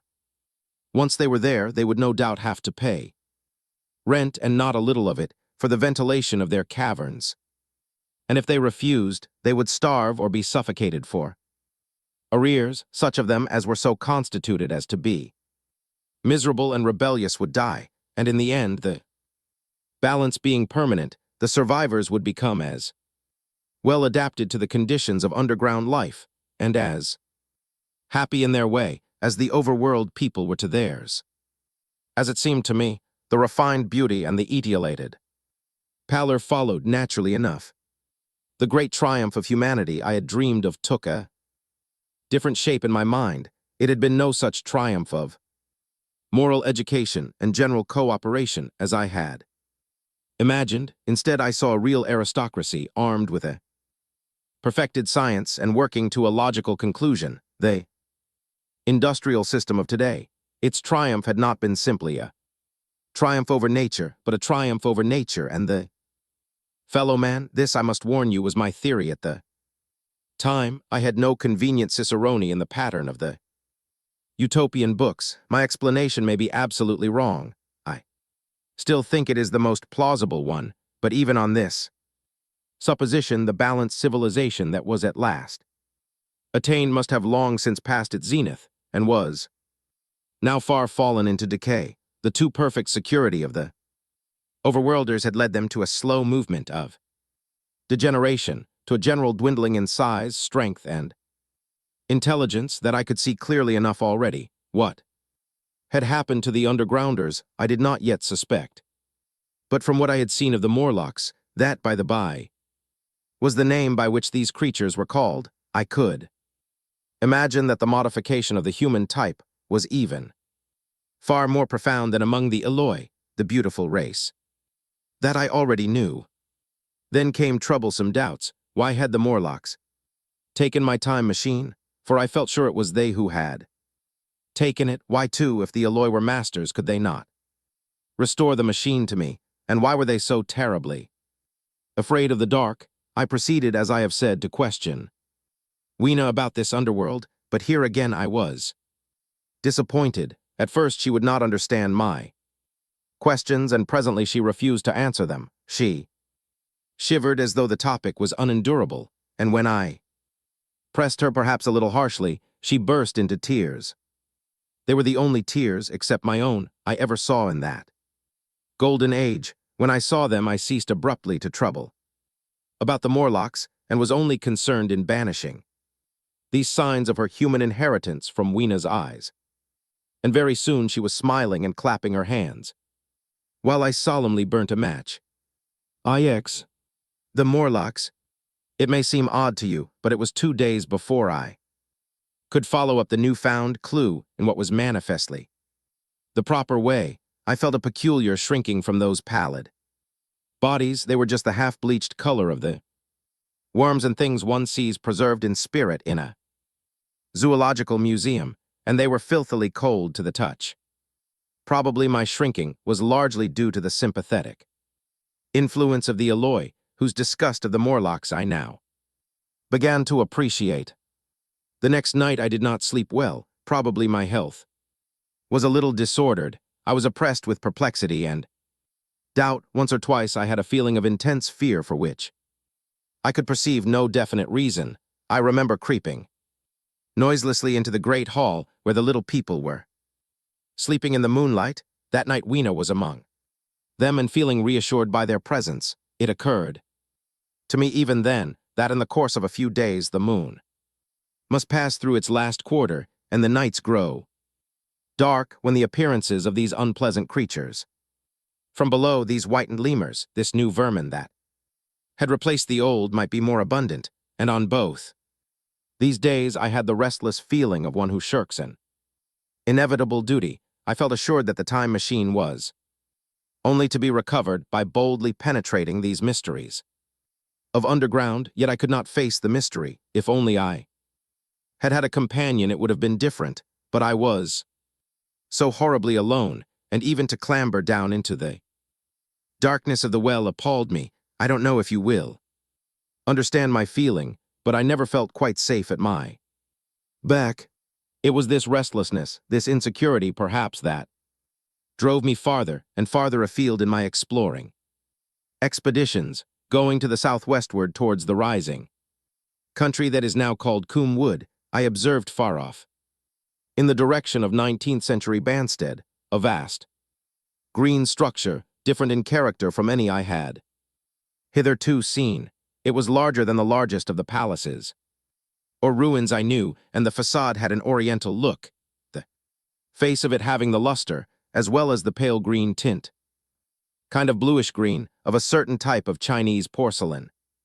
This difference in aspect suggested a difference in use, and I was minded to push on and explore, but the day was growing late, and I had come upon the site of the place after a long and tiring circuit, so I resolved to hold over the adventure for the following day, and I returned to the welcome and the caresses of little Weena. But next morning I perceived clearly enough that my curiosity regarding the palace of green porcelain was a piece of self-deception to enable me to shirk by another day an experience I dreaded. I resolved I would make the descent without further waste of time, and started out in the early morning towards a well near the ruins of granite and aluminum. Little Weena ran with me. She danced beside me to the well, but when she saw me lean over the mouth and look downward, she seemed strangely disconcerted. "Goodbye, little Weena," I said, kissing her, and then putting her down. I began to feel over the parapet for the climbing hooks. Rather hastily, I may as well confess, for I feared my courage might leak away. At first she watched me in amazement, then she gave a most piteous cry, and running to me she began to pull at me with her little hands. I think her opposition nerved me rather to proceed. I shook her off, perhaps a little roughly, and in another moment I was in the throat of the well. I saw her agonized face over the parapet, and smiled to reassure her. Then I had to look down at the unstable hooks to which I clung.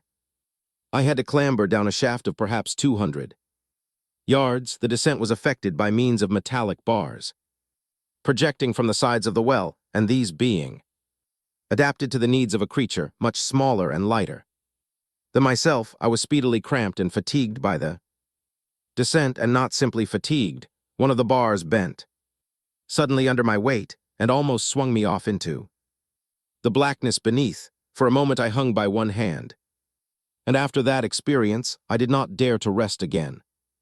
Though my arms and back were presently acutely painful, I went on clambering down the sheer descent with as quick a motion as possible. Glancing upward, I saw the aperture, a small blue disk in which a star was visible, while little Weena's head showed as a round black projection.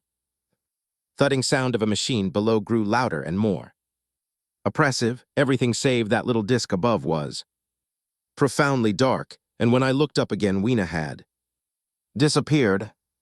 I was in an agony of discomfort. I had some thought of trying to go up the shaft again and leave the underworld alone, but even while I turned this over in my mind, I continued to descend. At last, with intense relief, I saw dimly, coming up a foot to the right of me, a slender loophole in the wall. Swinging myself in, I found it was the aperture of a narrow horizontal tunnel in which I could lie down and rest. It was not too soon. My arms ached, my back was cramped, and I was trembling with the prolonged terror of a fall. Besides this, the unbroken darkness had had a distressing effect upon my eyes. The air was full of the throb and hum of machinery pumping air down the shaft. I do not know how long I lay. I was aroused by a soft hand touching my face. Starting up in the darkness, I snatched at my matches, and hastily striking one, I saw 3 stooping white creatures, similar to the one I had seen above ground in the ruin, hastily retreating before the light, living, as they did, in what appeared to me impenetrable darkness. Their eyes were abnormally large and sensitive, just as are the pupils of the abysmal fishes, and they reflected the light in the same way. I have no doubt they could see me in that rayless obscurity, and they did not seem to have any fear of me apart from the light. But so soon as I struck a match in order to see them, they fled incontinently, vanishing into dark gutters and tunnels from which their eyes glared at me in the strangest fashion. I tried to call to them, but the language they had was apparently different from that of the overworld people, so that I was needs left to my own unaided efforts, and the thought of flight before exploration was even then in my mind. But I said to myself, "You are in for it now," and feeling my way along the tunnel, I found the noise of machinery grow louder. Presently the walls fell away from me, and I came to a large open space, and striking another match, saw that I had entered a vast arched cavern which stretched into utter darkness beyond the range of my light. The view I had of it was as much as one could see in the burning of a match. Necessarily my memory is vague. Great shapes like big machines rose out of the dimness and cast grotesque black shadows in which dim spectral Morlocks sheltered from the glare. The place, by the by, was very stuffy and oppressive, and the faint halitus of freshly shed blood was in the air. Some way down the central vista was a little table of white metal laid with what seemed a meal. The Morlocks at any rate were carnivorous. Even at the time, I remember wondering what large animal could have survived to furnish the red joint I saw. It was all very indistinct, the heavy smell, the big unmeaning shapes, the obscene figures lurking in the shadows and only waiting for the darkness to come at me again. Then the match burnt down and stung my fingers and fell, a wriggling red spot in the blackness. I have thought since how particularly ill-equipped I was for such an experience. When I had started with the time machine, I had started with the absurd assumption that the men of the future would certainly be infinitely ahead of ourselves in all their appliances. I had come without arms, without medicine, without anything to smoke. At times I missed tobacco frightfully, even without enough matches. If only I had thought of a kodak, I could have flashed that glimpse of the underworld in a second and examined it at leisure. But as it was, I stood there with only the weapons and the powers that nature had endowed me with, hands, feet and teeth, these and 4 safety matches that still remained to me. I was afraid to push my way in among all this machinery. In the dark, and it was only with my last glimpse of light I discovered that my store of matches had run low. It had never occurred to me until that moment that there was any need to economize them, and I had wasted almost half the box in astonishing the overworlders, to whom fire was a novelty. Now, as I say, I had 4 left, and while I stood in the dark, a hand touched mine, lank fingers came feeling over my face, and I was sensible of a peculiar, unpleasant odor. I fancied I heard the breathing of a crowd of those dreadful little beings about me. I felt the box of matches in my hand being gently disengaged, and other hands behind me plucking at my clothing. The sense of these unseen creatures examining me was indescribably unpleasant. The sudden realization of my ignorance of their ways of thinking and doing came home to me very vividly in the darkness. I shouted at them as loudly as I could. They started away, and then I could feel them approaching me again. They clutched at me more boldly, whispering odd sounds to each other. I shivered violently and shouted again, rather discordantly. This time they were not so seriously alarmed, and they made a queer laughing noise as they came back at me. I will confess I was horribly frightened. I determined to strike another match and escape under the protection of its glare. I did so, and eking out the flicker with a scrap of paper from my pocket, I made good my retreat to the narrow tunnel. But I had scarce entered this when my light was blown out, and in the blackness I could hear the Morlocks rustling like wind among leaves and pattering like the rain as they hurried after me. In a moment I was clutched by several hands, and there was no mistaking that they were trying to haul me back.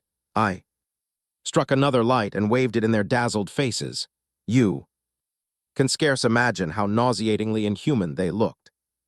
Those pale, chinless faces and great, lidless pinkish gray eyes as they stared in their blindness and bewilderment. But I did not stay to look, I promise you. I retreated again, and when my second match had ended, I struck my third.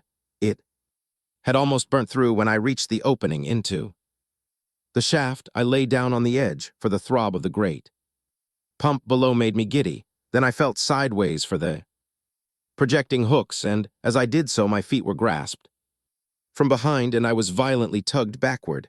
I lit my last match, and it incontinently went out, but I had my hand on the climbing bars now, and kicking violently, I disengaged myself from the clutches of the Morlocks, and was speedily clambering up the shaft, while they stayed peering and blinking up at me, all but one little wretch who followed me for some way, and well-nigh secured my boot as a trophy.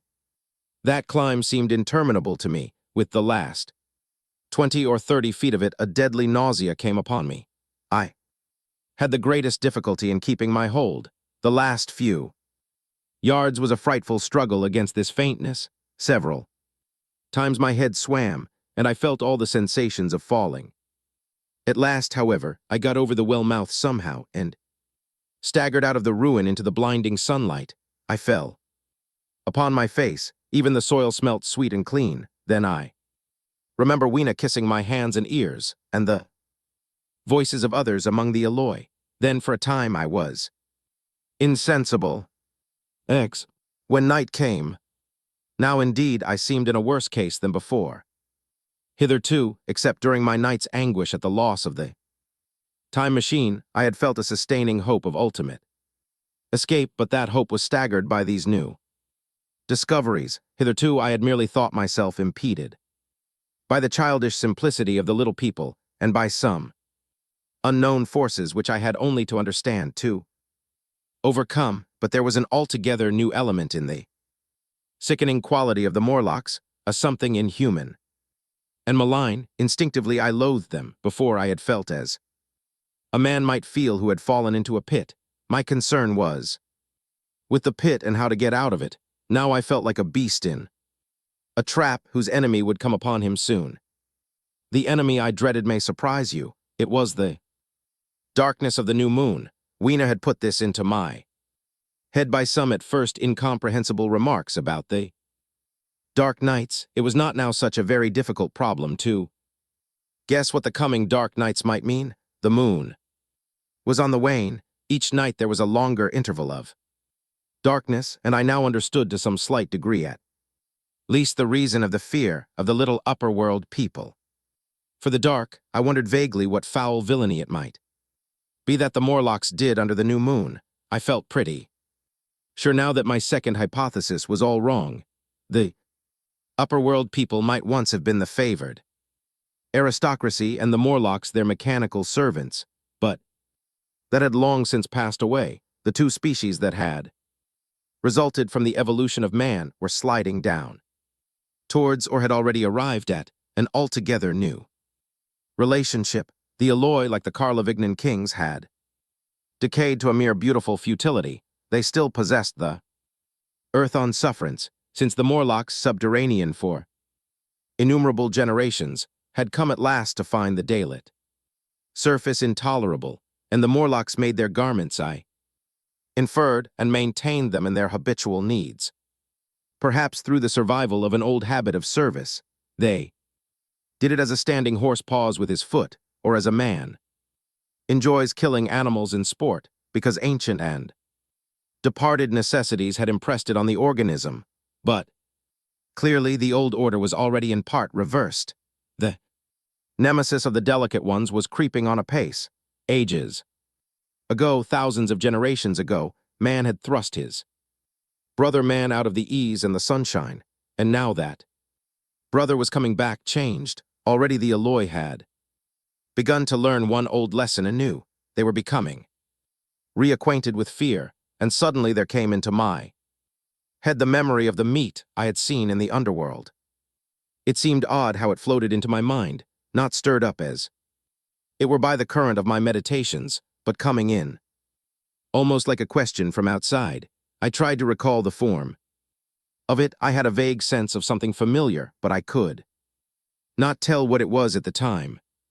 Still, however helpless the little people in the presence of their mysterious fear, I was differently constituted. I came out of this age of ours, this ripe prime of the human race, when fear does not paralyze and mystery has lost its terrors. I at least would defend myself without further delay. I determined to make myself arms and a fastness where I might sleep. With that refuge as a base, I could face this strange world with some of that confidence I had lost in realizing to what creatures night by night I lay exposed. I felt I could never sleep again until my bed was secure from them. I shuddered with horror to think how they must already have examined me. I wandered during the afternoon along the valley of the Thames, but found nothing that commended itself to my mind as inaccessible. All the buildings and trees seemed easily practicable to such dexterous climbers as the Morlocks, to judge by their wells, must be. Then the tall pinnacles of the palace of green porcelain and the polished gleam of its walls came back to my memory, and in the evening, taking Weena like a child upon my shoulder, I went up the hills towards the southwest. The distance I had reckoned was 7 or 8 miles, but it must have been nearer 18. I had first seen the place on a moist afternoon when distances are deceptively diminished. In addition, the heel of one of my shoes was loose, and a nail was working through the sole. They were comfortable old shoes I wore about indoors so that I was lame, and it was already long past sunset when I came in sight of the palace, silhouetted black against the pale yellow of the sky. Weena had been hugely delighted when I began to carry her, but after a while she desired me to let her down, and ran along by the side of me, occasionally darting off on either hand to pick flowers to stick in my pockets. My pockets had always puzzled Weena, but at the last she had concluded that they were an eccentric kind of vases for floral decoration. At least she utilized them for that purpose. And that reminds me, in changing my jacket I found the time traveler paused, put his hand into his pocket, and silently placed 2 withered flowers, not unlike very large white mallows, upon the little table. Then he resumed his narrative. As the hush of evening crept over the world and we proceeded over the hill crest towards Wimbledon, Weena grew tired and wanted to return to the house of gray stone. But I pointed out the distant pinnacles of the palace of green porcelain to her and contrived to make her understand that we were seeking a refuge there from her. Fear, you know, that great pause that comes upon things. Before the dusk, even the breeze stops in the trees, to me. There is always an air of expectation about that evening. Stillness, the sky was clear, remote, and empty save for a few horizontal bars far down in the sunset. Well, that night, the expectation took the color of my fears. In that darkling calm, my senses seemed preternaturally sharpened. I fancied I could even feel the hollowness of the ground beneath my feet, could indeed almost see through it, the Morlocks on their anthill going hither and thither, and waiting for the dark. In my excitement, I fancied that they would receive my invasion of their burrows as a declaration of war, and why had they taken my time machine? So we went on in the quiet, and the twilight deepened into night. The clear blue of the distance faded, and one star after another came out. The ground grew dim, and the trees black. Weena's fears and her fatigue grew upon her. I took her in my arms and talked to her and caressed her. Then, as the darkness grew deeper, she put her arms round my neck and, closing her eyes, tightly pressed her face against my shoulder. So we went down a long slope into a valley, and there in the dimness I almost walked into a little river. This I waded and went up the opposite side of the valley, past a number of sleeping houses, and by a statue, a faun or some such figure minus the head. Here too were acacias.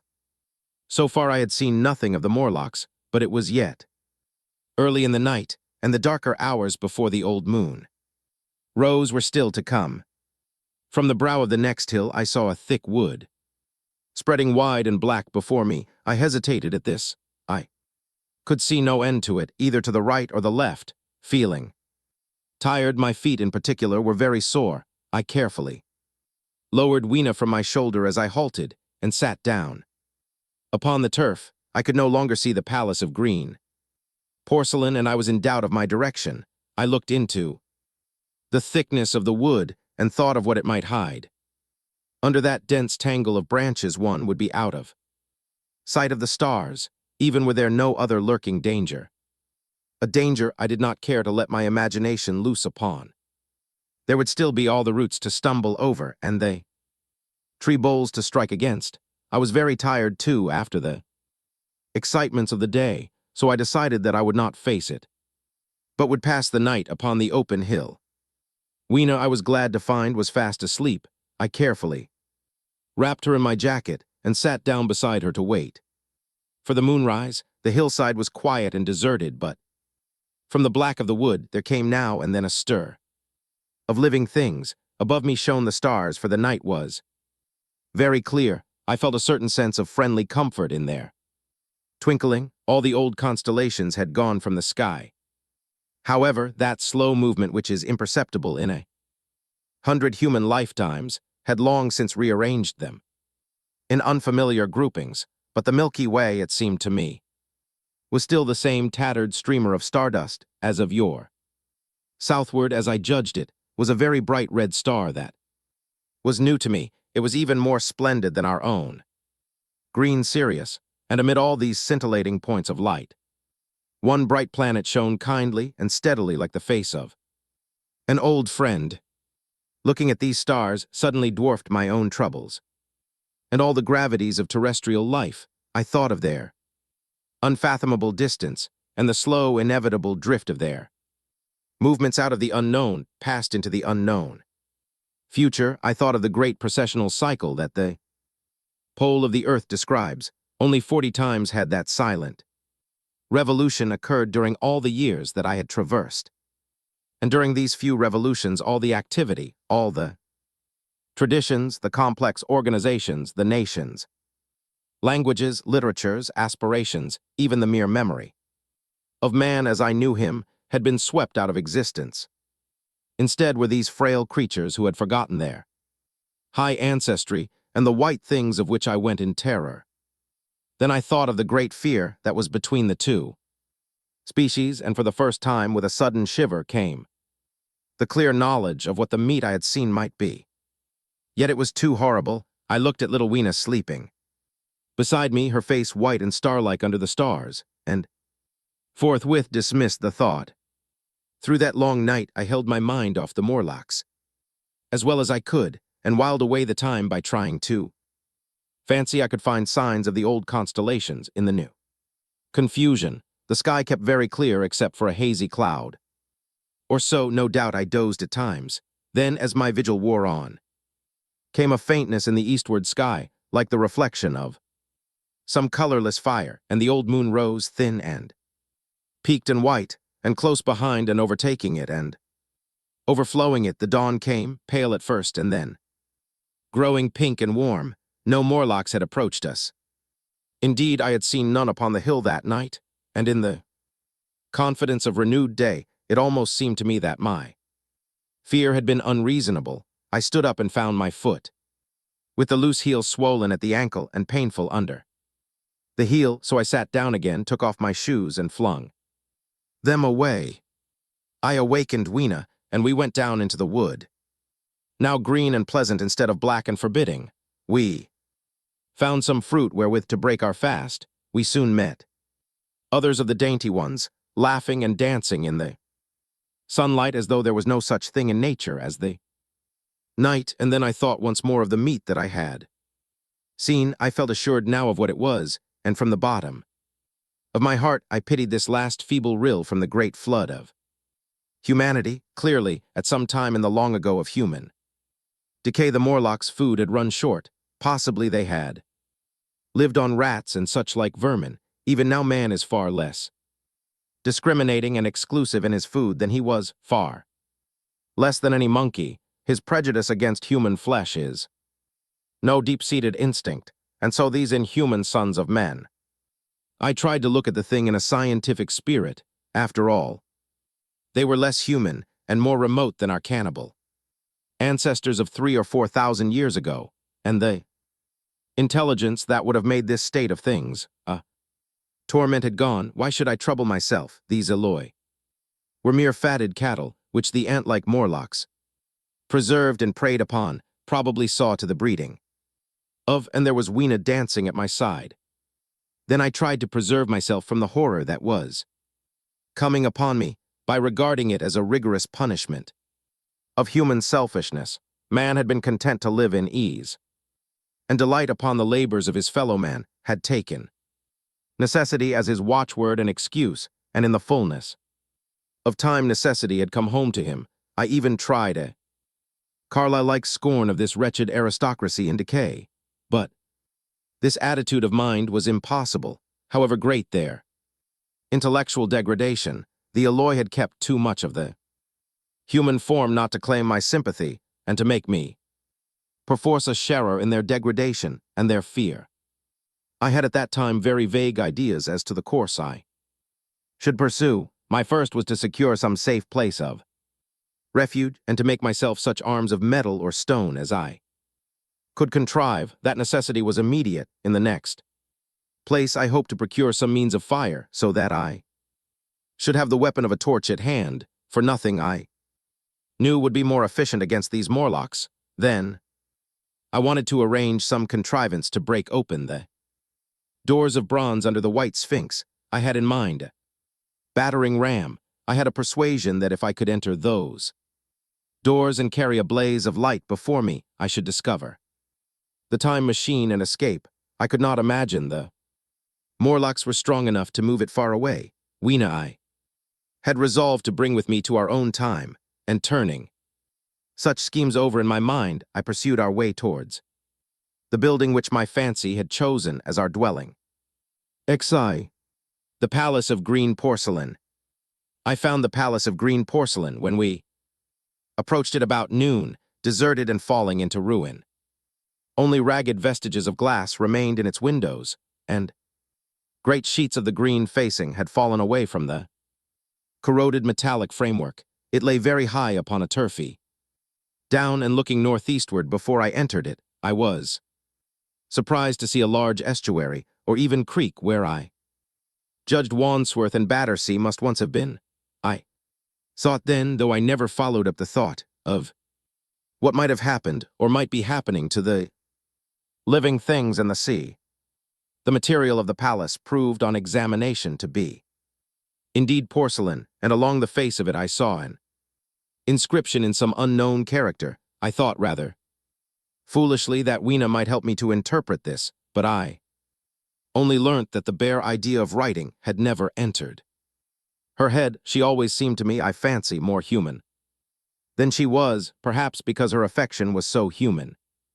Within the big valves of the door, which were open and broken, we found, instead of the customary hall, a long gallery lit by many side windows. At the first glance I was reminded of a museum. The tiled floor was thick with dust, and a remarkable array of miscellaneous objects was shrouded in the same gray covering.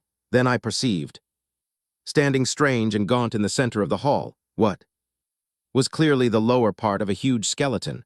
I recognized by the oblique feet that it was some extinct creature after the fashion of the megatherium. The skull and the upper bones lay beside it in the thick dust, and in one place where rainwater had dropped through a leak in the roof, the thing itself had been worn away. Further in the gallery was the huge skeleton barrel of a brontosaurus. My museum hypothesis was confirmed.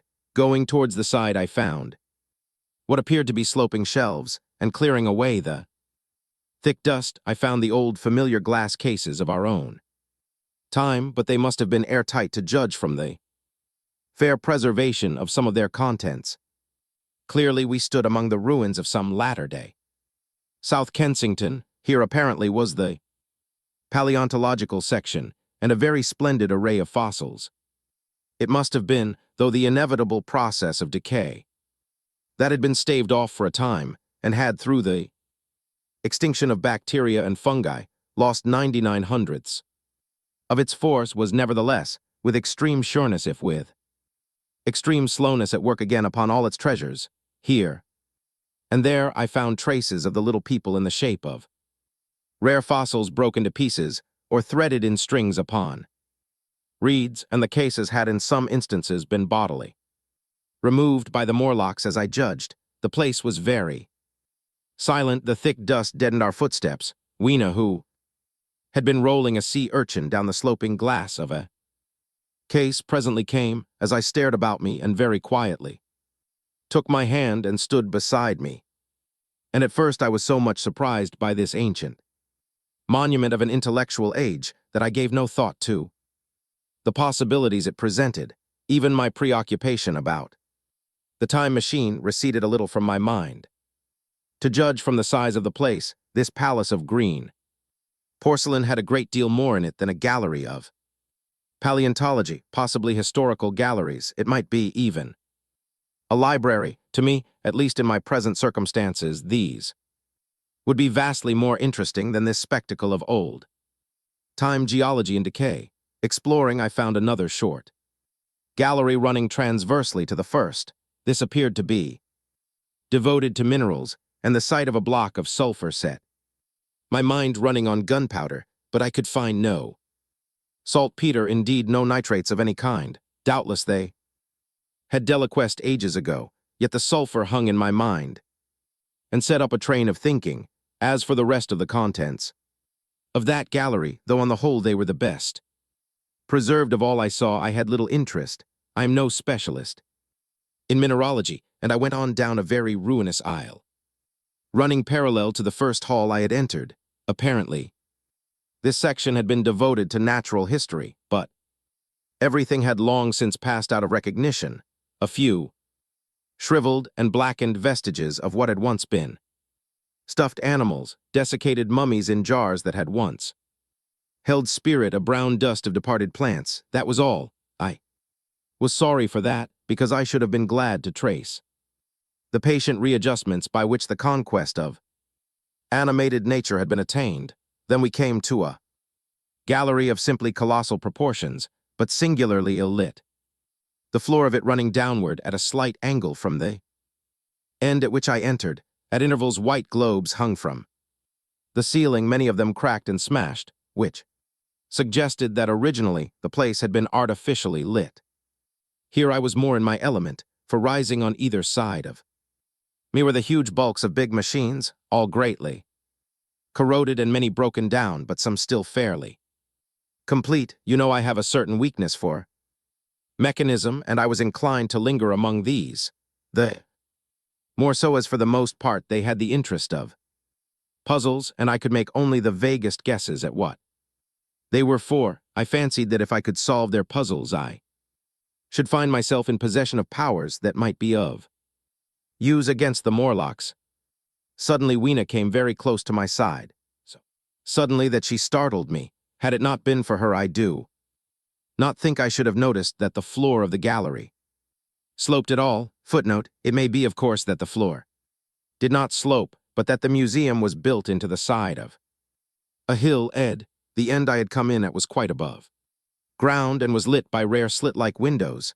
As you went down the length, the ground came up against these windows until at last there was a pit like the area of a London house before each, and only a narrow line of daylight at the top.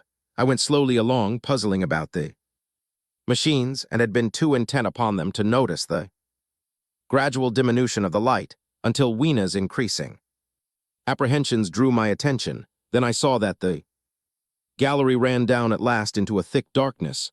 I hesitated, and then as I looked round me, I saw that the dust was less abundant and its surface less even. Further away towards the dimness, it appeared to be broken by a number of small, narrow footprints. My sense of the immediate presence of the Morlocks revived at that. I felt that I was wasting my time in the academic examination of machinery.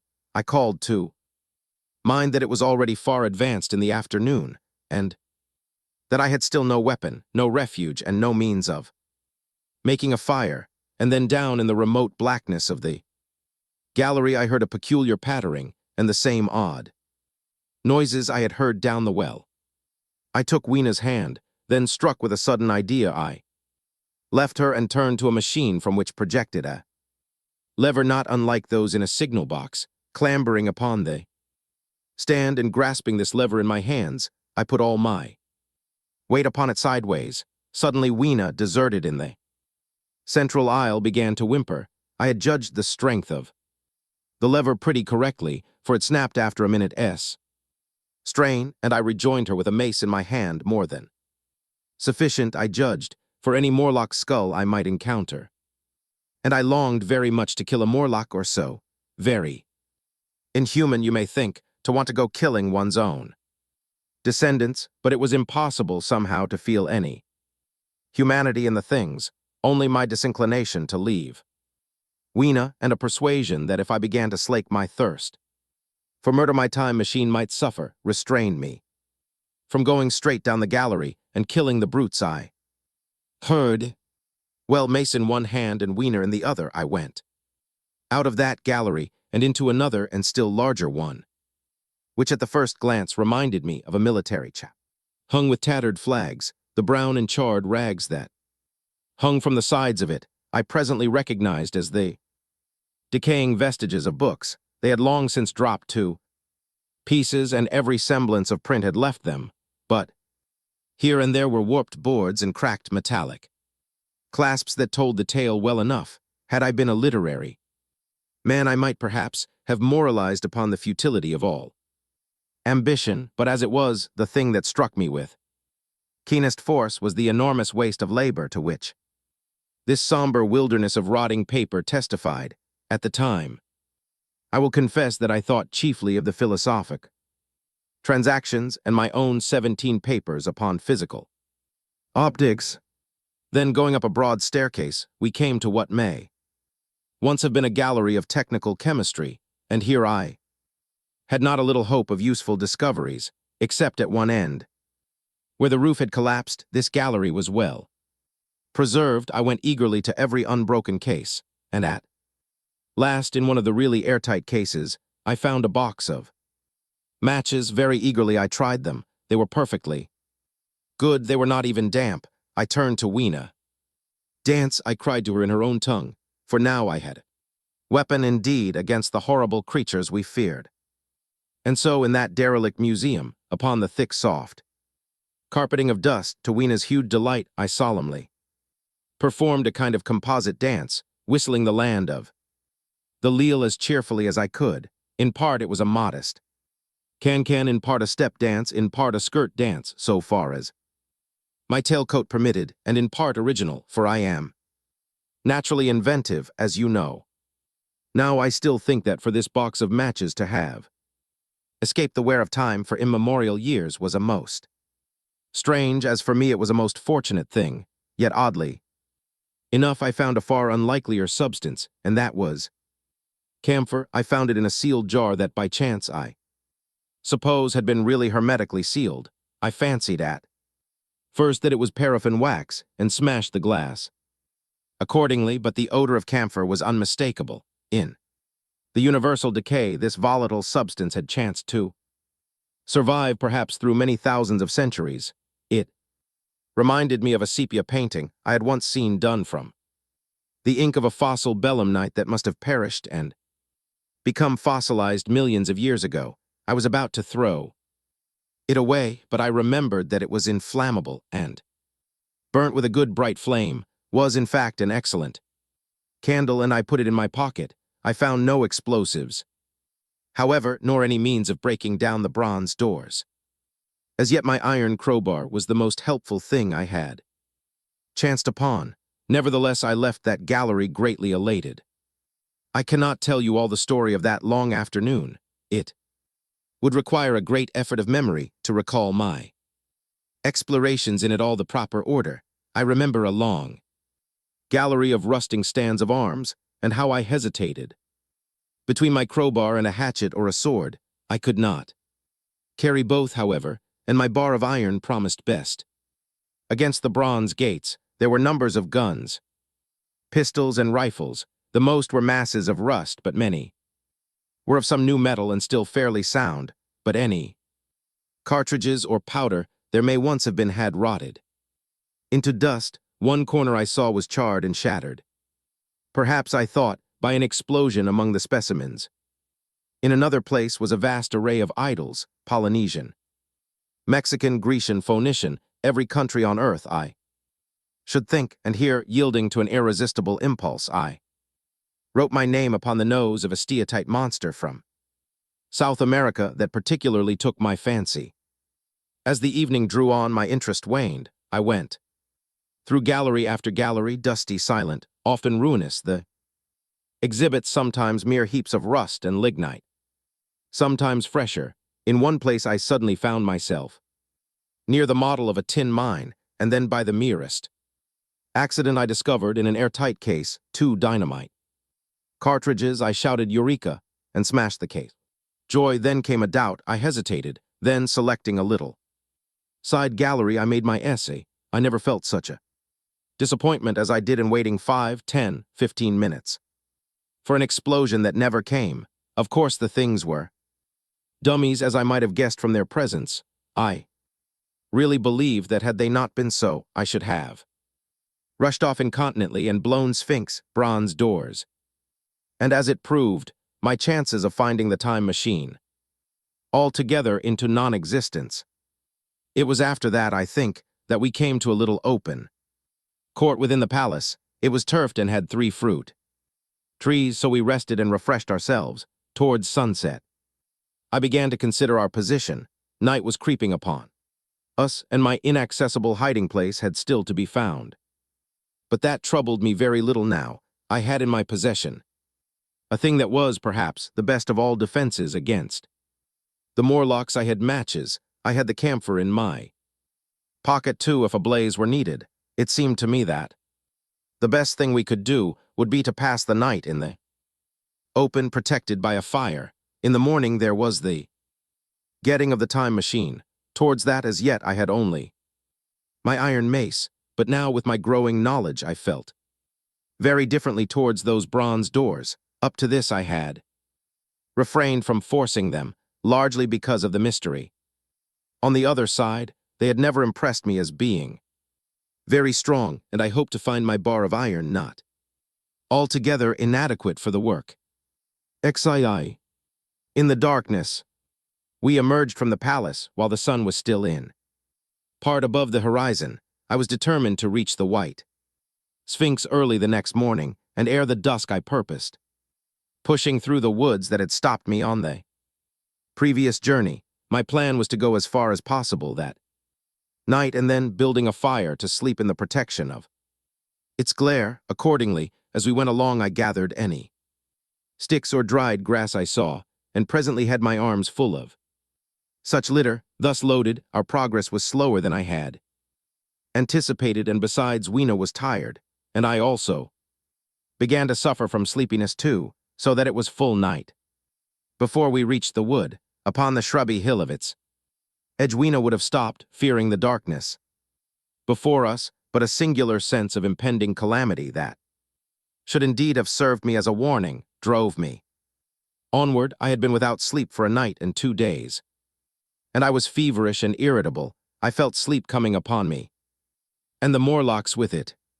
While we hesitated among the black bushes behind us, and dim against their blackness, I saw 3 crouching figures. There was scrub and long grass all about us, and I did not feel safe from their insidious approach.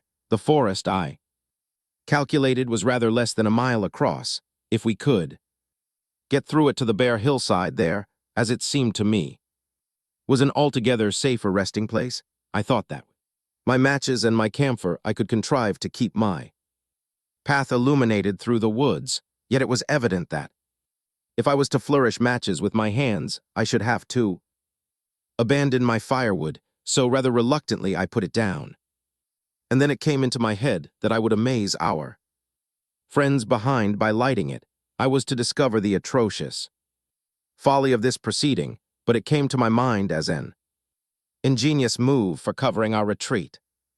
I don't know if you have ever thought what a rare thing flame must be in the absence of man, and in a temperate climate, the sun's heat is rarely strong enough to burn, even when it is focused by dewdrops, as is sometimes the case in more tropical districts. Lightning may blast and blacken, but it rarely gives rise to widespread fire. Decaying vegetation may occasionally smolder with the heat of its fermentation, but this rarely results in flame. In this decadence, too, the art of fire-making had been forgotten.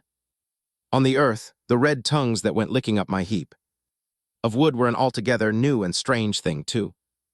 Weena, she wanted to run to it and play with it. I believe she would have cast herself into it had I not restrained her, but I caught her up and, in spite of her struggles, plunged boldly before me into the wood. For a little way the glare of my fire lit the path. Looking back presently, I could see through the crowded stems that from my heap of sticks the blaze had spread to some bushes adjacent, and a curved line of fire was creeping up the grass of the hill. I laughed at that and turned again to the dark trees before me. It was very black, and Weena clung to me convulsively, but there was still, as my eyes grew accustomed to the darkness, sufficient light for me to avoid the stems. Overhead it was simply black, except where a gap of remote blue sky shone down upon us. Here and there, I lit none of my matches because I had no hand free. Upon my left arm I carried my little one, in my right hand I had my iron bar. For some way I heard nothing but the crackling twigs under my feet, the faint rustle of the breeze above, and my own breathing, and the throb of the blood vessels in my ears. Then I seemed to know of a pattering behind me. I pushed on grimly. The pattering grew more distinct, and then I caught the same queer sound and voices I had heard in the underworld. There were evidently several of the Morlocks, and they were closing in upon me. Indeed, in another minute I felt a tug at my coat, then something at my arm, and Weena shivered violently and became quite still. It was time for a match, but to get one I must put her down. I did so, and as I fumbled with my pocket, a struggle began in the darkness about my knees, perfectly silent on her part, and with the same peculiar cooing sounds from the Morlocks. Soft little hands, too, were creeping over my coat and back, touching even my neck. Then the match scratched and fizzed. I held it flaring and saw the white Backs of the Morlocks in flight amid the trees. I hastily took a lump of camphor from my pocket and prepared to light it. As soon as the match should wane, then I looked at Weena. She was lying clutching my feet and quite motionless, with her face to the ground. With a sudden fright, I stooped to her. She seemed scarcely to breathe. I lit the block of camphor and flung it to the ground, and as it split and flared up and drove back the Morlocks in the shadows, I knelt down and lifted her. The wood behind seemed full of the stir and murmur of a great company. She seemed to have fainted. I put her carefully upon my shoulder and rose to push on, and then there came a horrible realization. In maneuvering with my matches and Weena, I had turned myself about several times, and now had not the faintest idea in what direction lay my path, for all I knew, I might be facing back towards the palace of green porcelain. I found myself in a cold sweat. I had to think rapidly what to do. I determined to build a fire and, in camp where we were, I put Weena still motionless down upon a turfy bowl and very hastily, as my first lump of camphor waned, I began collecting sticks and leaves. Here and there out of the darkness round me the Morlocks' eyes shone like carbuncles. The camphor flickered and went out. I lit a match, and as I did so, two white forms that had been approaching Weena dashed hastily away. One was so blinded by the light that he came straight for me, and I felt his bones grind under the blow of my fist. He gave a whoop of dismay, staggered a little way, and fell down. I lit another piece of camphor and went on gathering my bonfire. Presently I noticed how dry was some of the foliage above me, for since my arrival on the time machine, a matter of a week, no rain had fallen.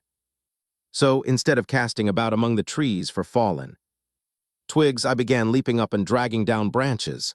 Very soon I had a choking, smoky fire of green wood and dry sticks and could economize my camphor. Then I turned to where Weena lay beside my iron mace. I tried what I could to revive her, but she lay like one dead. I could not even satisfy myself whether or not she breathed.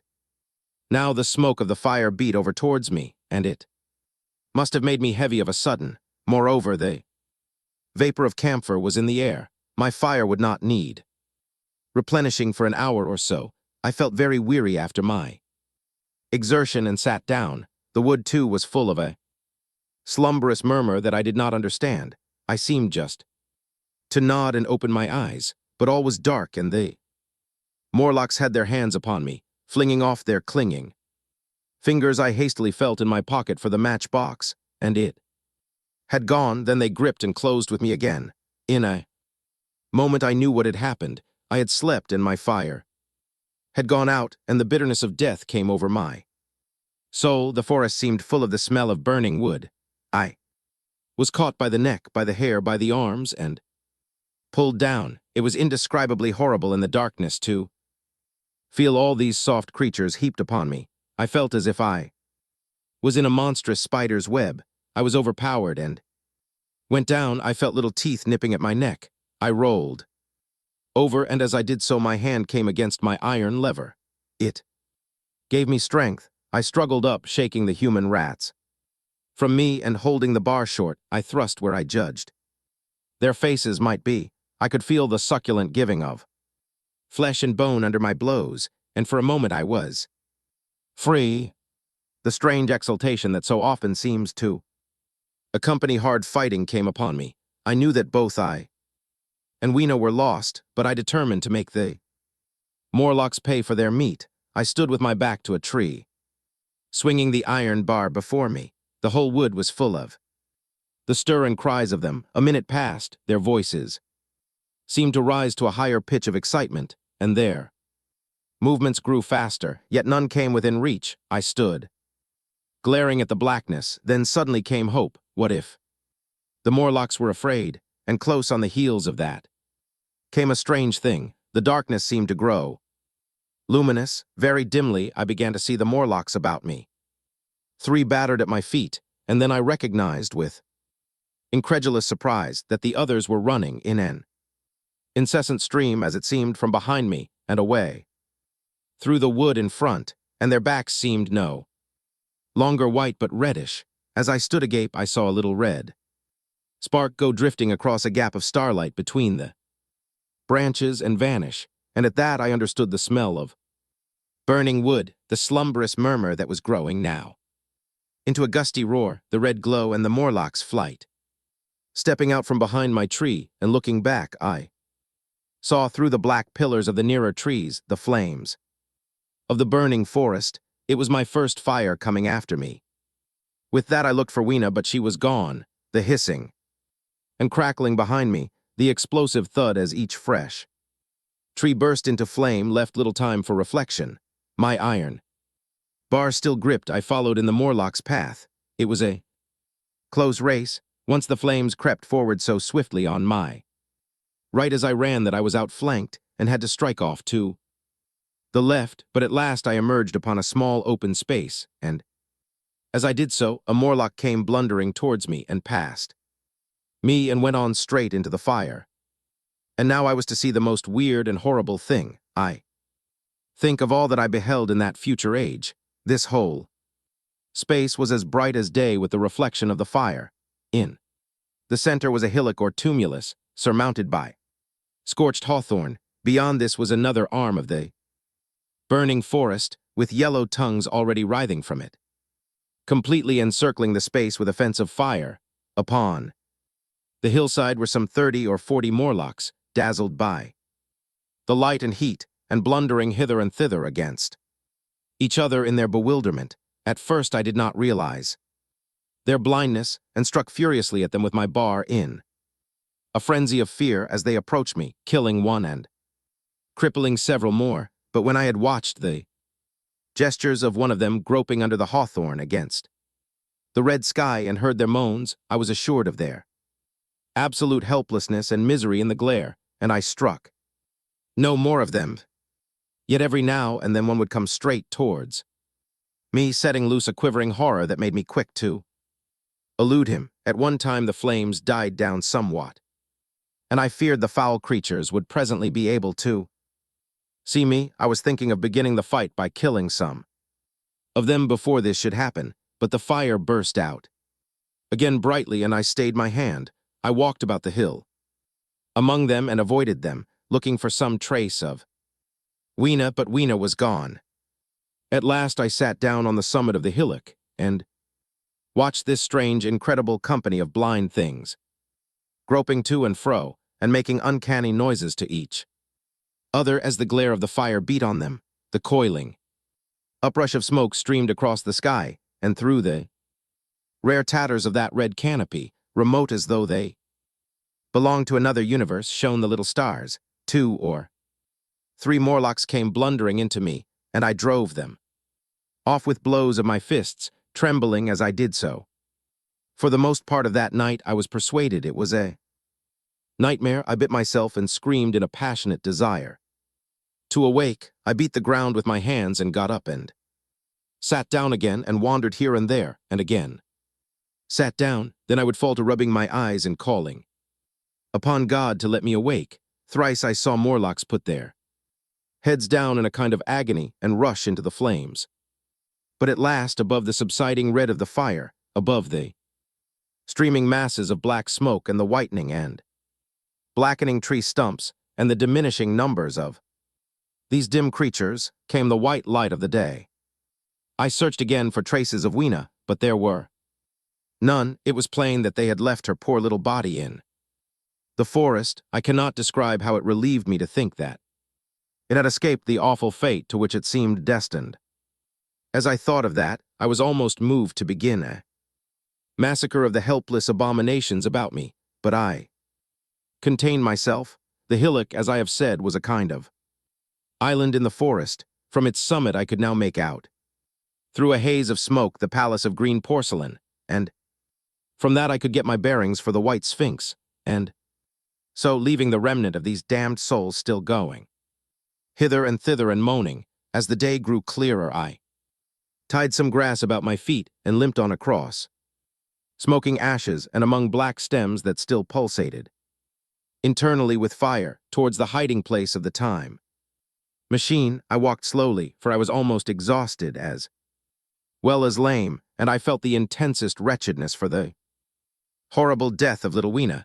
It seemed an overwhelming calamity. Now in this old familiar room, it is more like the sorrow of a dream than an actual loss. But that morning it left me absolutely lonely again, terribly alone.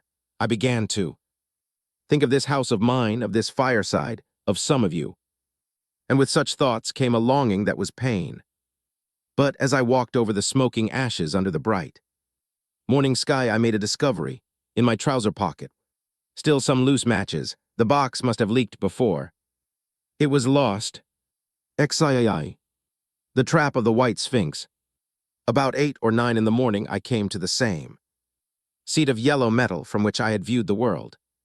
Upon the evening of my arrival, I thought of my hasty conclusions upon that evening and could not refrain from laughing bitterly at my confidence. Here was the same beautiful scene, the same abundant foliage, the same splendid palaces and magnificent ruins, the same silver river running between its fertile banks. The gay robes of the beautiful people moved hither and thither among the trees. Some were bathing in exactly the place where I had saved Weena, and that suddenly gave me a keen stab of pain, and, like blots upon the landscape, rose the cupolas above the ways to the underworld. I understood now what all the beauty of the overworld people covered. Very pleasant was their day, as pleasant as the day of the cattle in the field.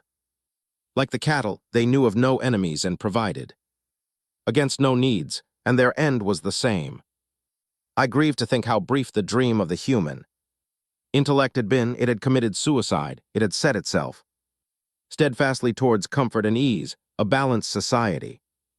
With security and permanency as its watchword, it had attained its hopes to come to this at last.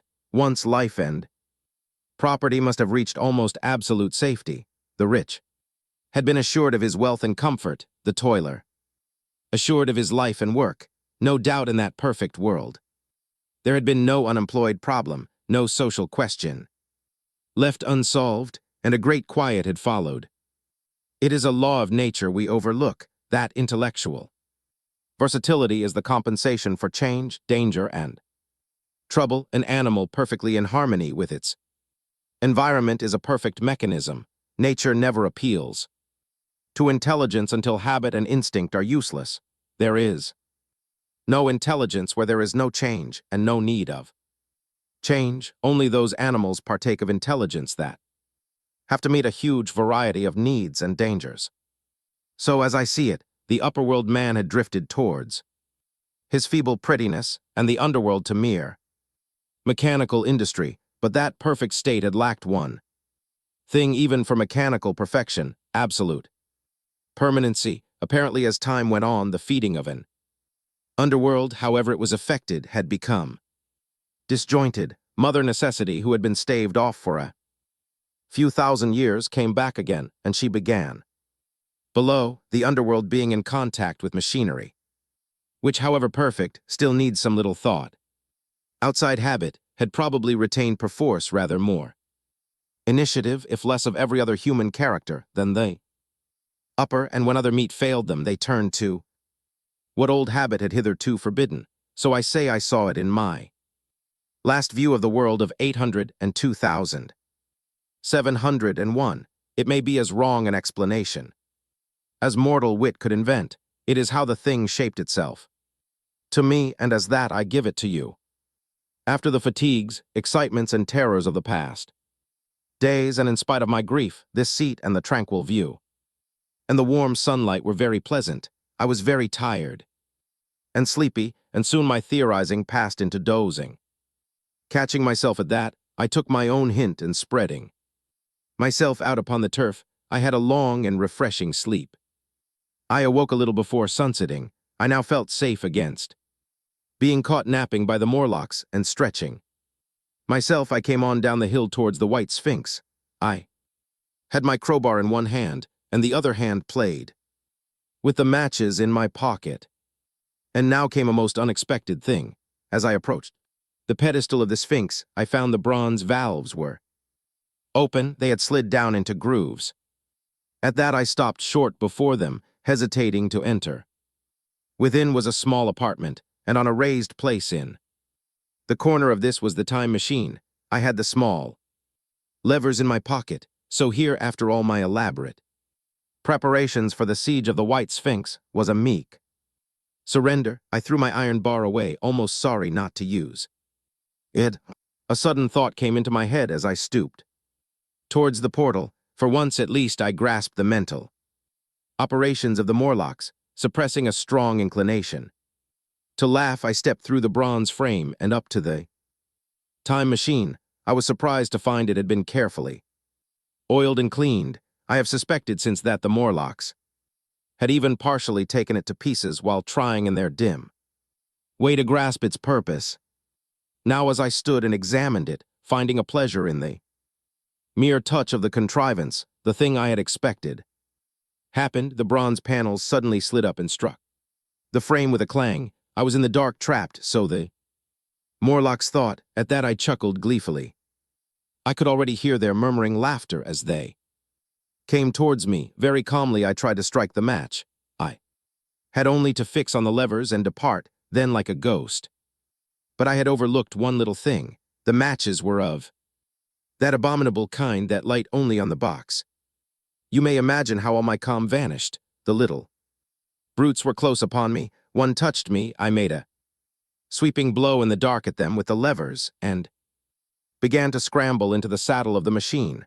Then came one hand upon me and then another. Then I had simply to fight against their persistent fingers for my levers, and at the same time feel for the studs over which these fitted. One indeed, they almost got away from me. As it slipped from my hand, I had to butt in the dark with my head. I could hear the Morlock's skull ring to recover it. It was a nearer thing than the fight in the forest, I think, this last scramble. But at last the lever was fixed and pulled over. The clinging hands slipped from me. The darkness presently fell from my eyes. I found myself in the same gray light and tumult I have already described. XIV. The further vision. I have already told you of the sickness and confusion that comes with time traveling, and this time I was not seated properly in the saddle, but sideways and in an unstable fashion. For an indefinite time I clung to the machine as it swayed and vibrated, quite unheeding how I went, and when I brought myself to look at the dials again, I was amazed to find where I had arrived. One dial records days, and another thousands of days, another millions of days, and another thousands of millions. Now, instead of reversing the levers, I had pulled them over so as to go forward with them, and when I came to look at these indicators, I found that the thousands hand was sweeping round as fast as the seconds hand of a watch into futurity.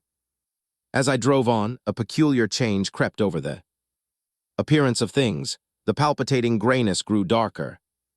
Then, though I was still traveling with prodigious velocity, the blinking succession of day and night, which was usually indicative of a slower pace, returned and grew more and more marked. This puzzled me very much at first. The alternations of night and day grew slower and slower, and so did the passage of the sun across the sky, until they seemed to stretch through centuries. At last a steady twilight brooded over the earth, a twilight only broken now and then when a comet glared across the darkling sky.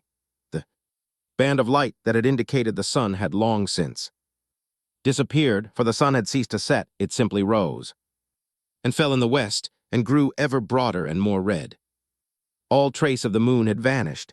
The circling of the stars, growing slower and slower, had given place to creeping points of light. At last, some time before I stopped, the sun, red and very large, halted motionless upon the horizon, a vast dome glowing with a dull heat, and now and then suffering a momentary extinction. At one time it had for a little while glowed more brilliantly again, but it speedily reverted to its sullen red heat. I perceived by this slowing down of its rising and setting that the work of the tidal drag was done. The earth had come to rest with one face to the sun, even as in our own time the moon faces the earth. Very cautiously, for I remembered my former headlong fall, I began to reverse my motion. Slower and slower went the circling hands until the thousands one seemed motionless, and the daily one was no longer a mere mist upon its scale. Still slower until the dim outlines of a desolate beach grew visible. I stopped very gently and sat upon the time machine. Looking round, the sky was no longer blue, northeastward it was inky black, and out of the blackness shone brightly and steadily the pale white stars. Overhead it was a deep Indian, red and starless, and southeastward it grew brighter to a glowing scarlet where cut by the horizon lay the huge hull of the sun, red and motionless. The rocks about me were of a harsh reddish color, and all the trace of life that I could see at first was the intensely green vegetation that covered every projecting point on their southeastern face. It was the same rich green that one sees on forest moss or on the lichen in caves, plants which like these grow in a perpetual twilight. The machine was standing on a sloping beach. The sea stretched away to the southwest to rise into a sharp, bright horizon against the wan sky. There were no breakers and no waves, for not a breath of wind was stirring, only a slight, oily swell rose and fell like a gentle breathing, and showed that the eternal sea was still moving and living, and along the margin where the water sometimes broke was a thick incrustation of salt, pink under the lurid sky. There was a sense of oppression in my head, and I noticed that I was breathing very fast. The sensation reminded me of my only experience of mountaineering, and from that I judged the air to be more rarefied than it is now.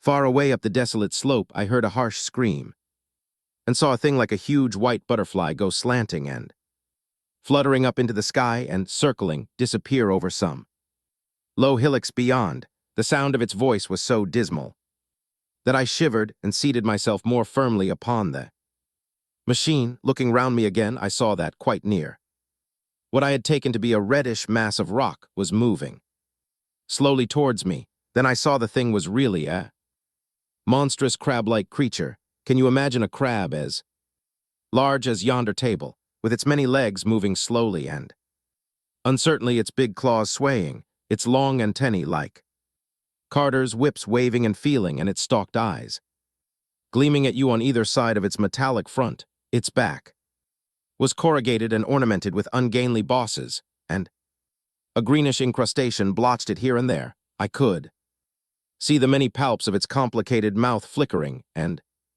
feeling as it moved.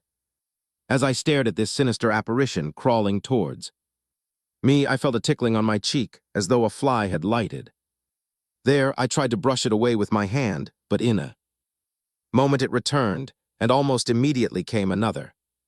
By my ear, I struck at this and caught something thread-like. It was drawn swiftly out of my hand. With a frightful qualm, I turned, and I saw that I had grasped the antenna of another monster crab that stood just behind me.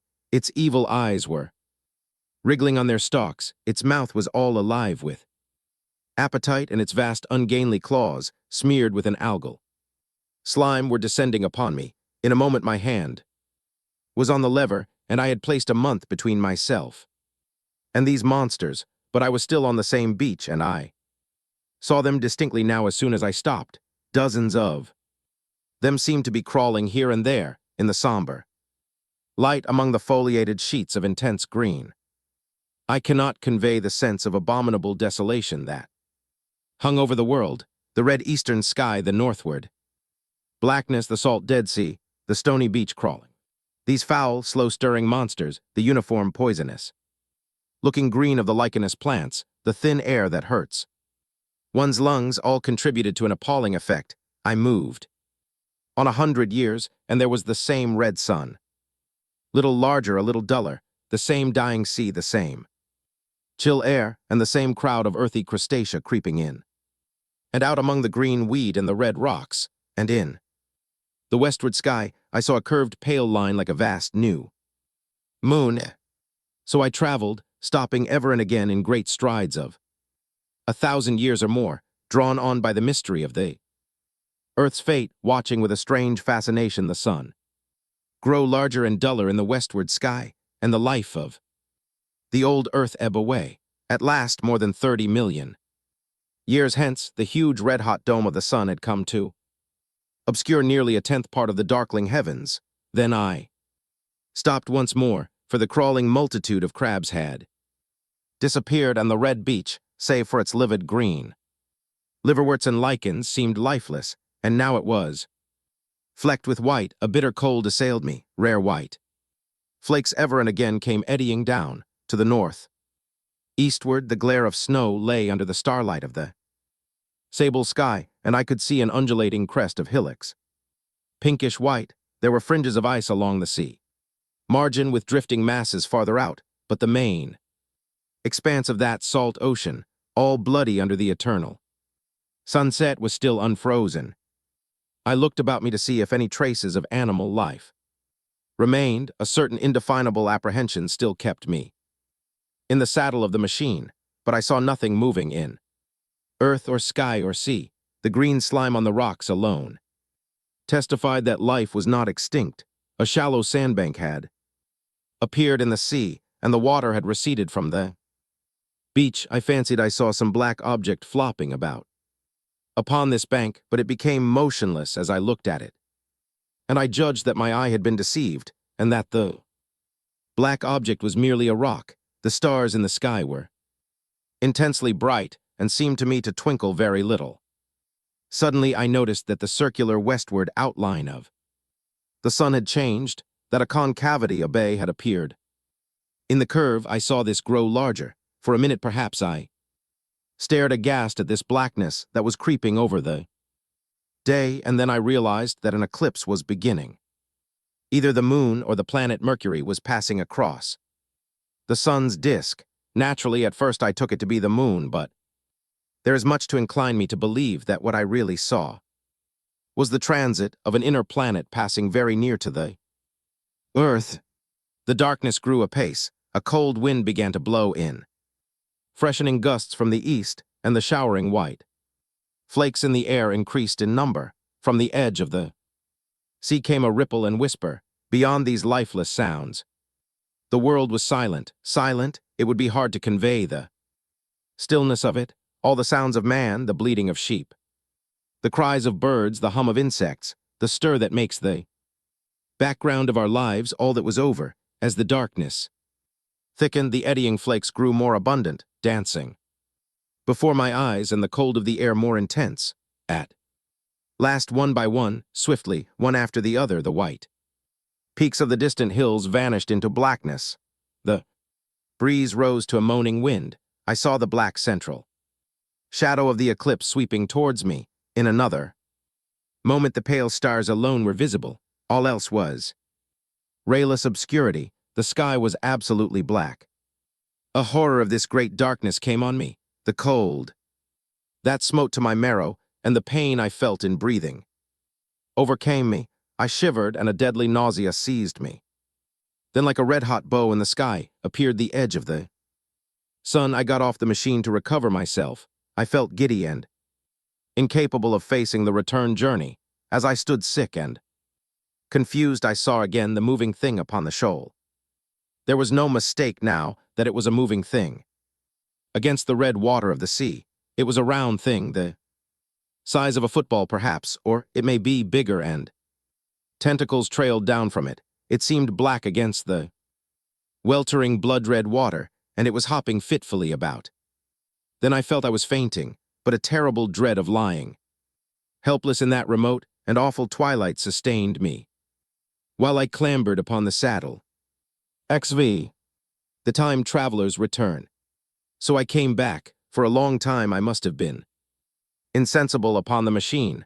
The blinking succession of the days and nights was resumed. The sun got golden again. The sky blue. I breathed with greater freedom. The fluctuating contours of the land ebbed and flowed. The hands spun backward upon the dials. At last I saw again the dim shadows of houses, the evidences of decadent humanity. These too changed and passed, and others came. Presently, when the million dial was at 0, I slackened speed. I began to recognize our own pretty and familiar architecture. The thousands' hand ran back to the starting Point the night and day flapped slower and slower. Then the old walls of the laboratory came round me, very gently. Now I slowed the mechanism down. I saw one little thing that seemed odd to me. I think I have told you that when I set out, before my velocity became very high, Mrs. Watchett had walked across the room, traveling as it seemed to me like a rocket.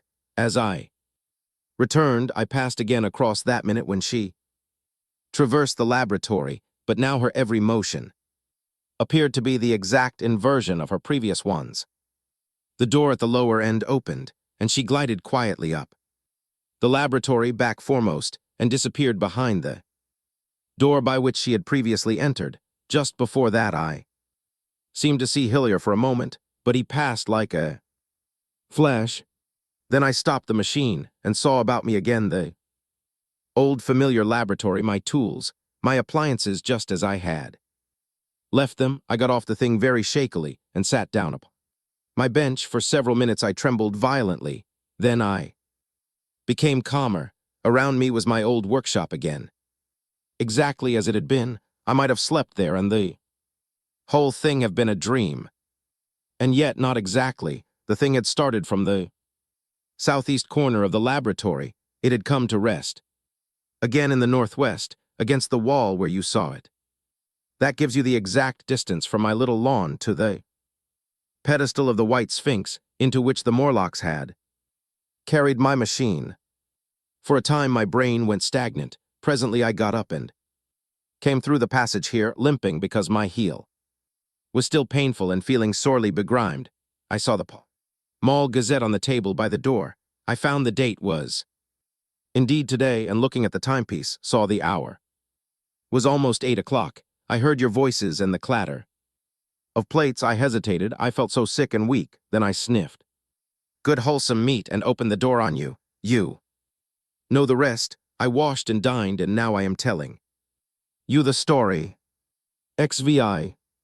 After the story, I know, he said after a pause, that all this will be absolutely incredible to you, but to me the one incredible thing is that I am here tonight in this old familiar room, looking into your friendly faces and telling you these strange adventures. He looked at the medical man. No, I cannot expect you to believe it, take it as a lie or a prophecy. Say I dreamed it in the workshop. Consider I have been speculating upon the destinies of our race until I have hatched this fiction. Treat my assertion of its truth as a mere stroke of art to enhance its interest, and taking it as a story. What do you think of it? He took up his pipe and began in his old accustomed manner to tap with it nervously upon the bars of the grate. There was a momentary stillness, then chairs began to creak and shoes to scrape upon the carpet. I took my eyes off the time traveler's face and looked round at his audience. They were in the dark, and little spots of color swam before them. The medical man seemed absorbed in the contemplation of our host. The editor was looking hard at the end of his cigar. The sixth, the journalist, fumbled for his watch. The others, as far as I remember, were motionless. The editor stood up with a sigh. What a pity it is you're not a writer of stories, he said, putting his hand on the time traveler's shoulder. You don't believe it? Well, I thought not. The time traveler turned to us. Where are they? Matches, he said. He lit one and spoke over his pipe. I traveled into time. He stared round the room. I'm damned if it is all going. This room and you and the atmosphere of every day is too much for my memory. Did I ever make a time machine or a model of a time machine? Or is it all only a dream? They say life is a dream, a precious poor dream at times, but I can't stand another that won't fit. It's madness. And where did the dream come from? I must look at that machine, if there is one.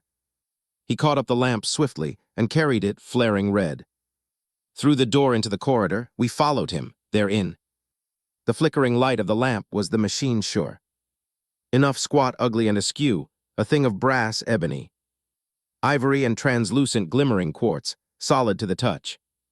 For I put out my hand and felt the rail of it, and with brown spots and smears upon the ivory, and bits of grass, and moss upon the lower parts, and one rail bent awry.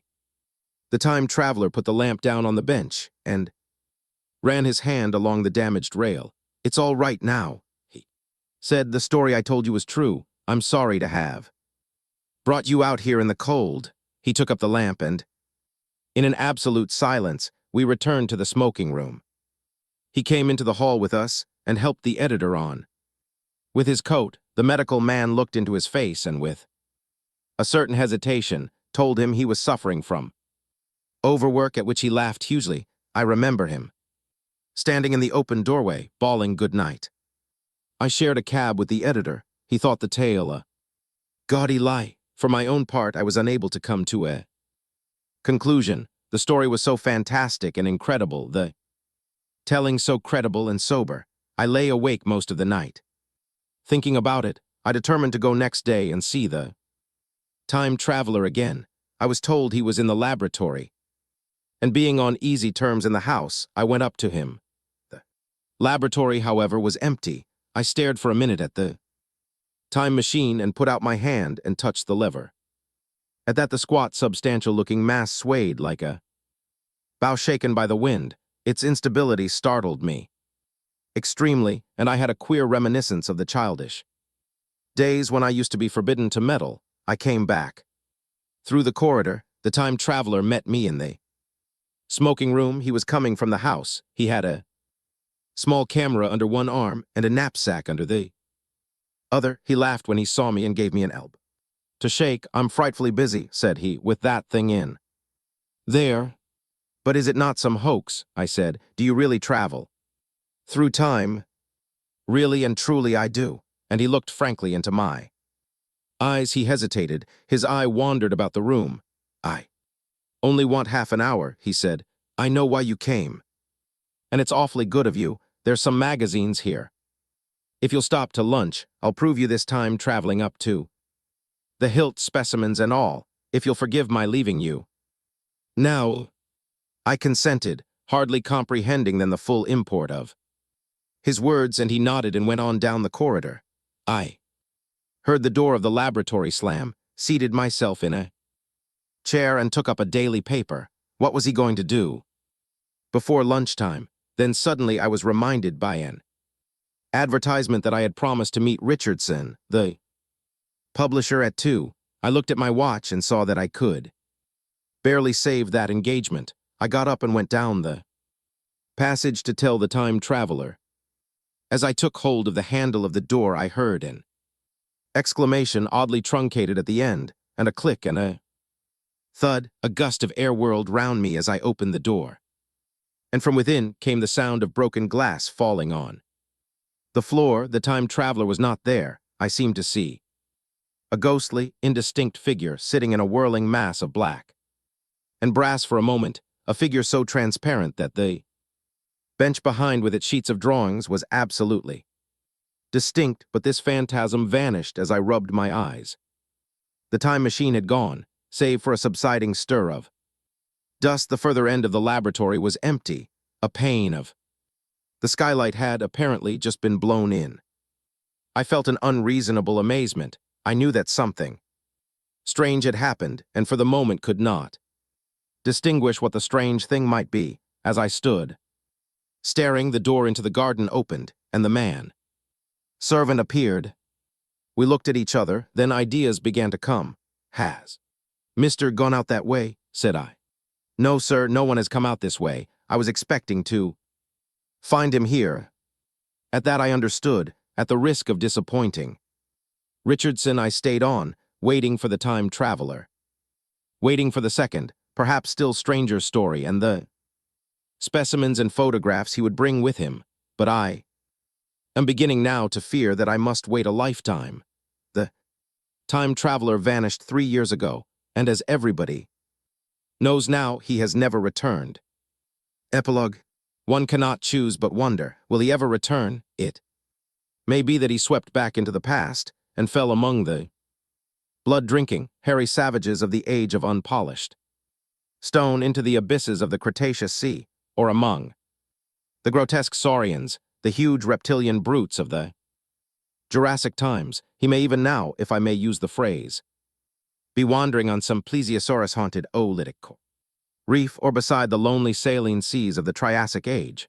Or did he go forward into one of the nearer ages in which men are still men, but with the riddles of our own time answered, and its wearisome problems solved, into the manhood of the race? For I, for my own part, cannot think that these latter days of weak experiment, fragmentary theory, and mutual discord are indeed man's culminating time. I say, for my own part, I know, for the question had been discussed among us long before the time machine was made, thought but cheerlessly of the advancement of mankind, and saw in the growing pile of civilization only a foolish heaping that must inevitably fall back upon and destroy its makers in the end.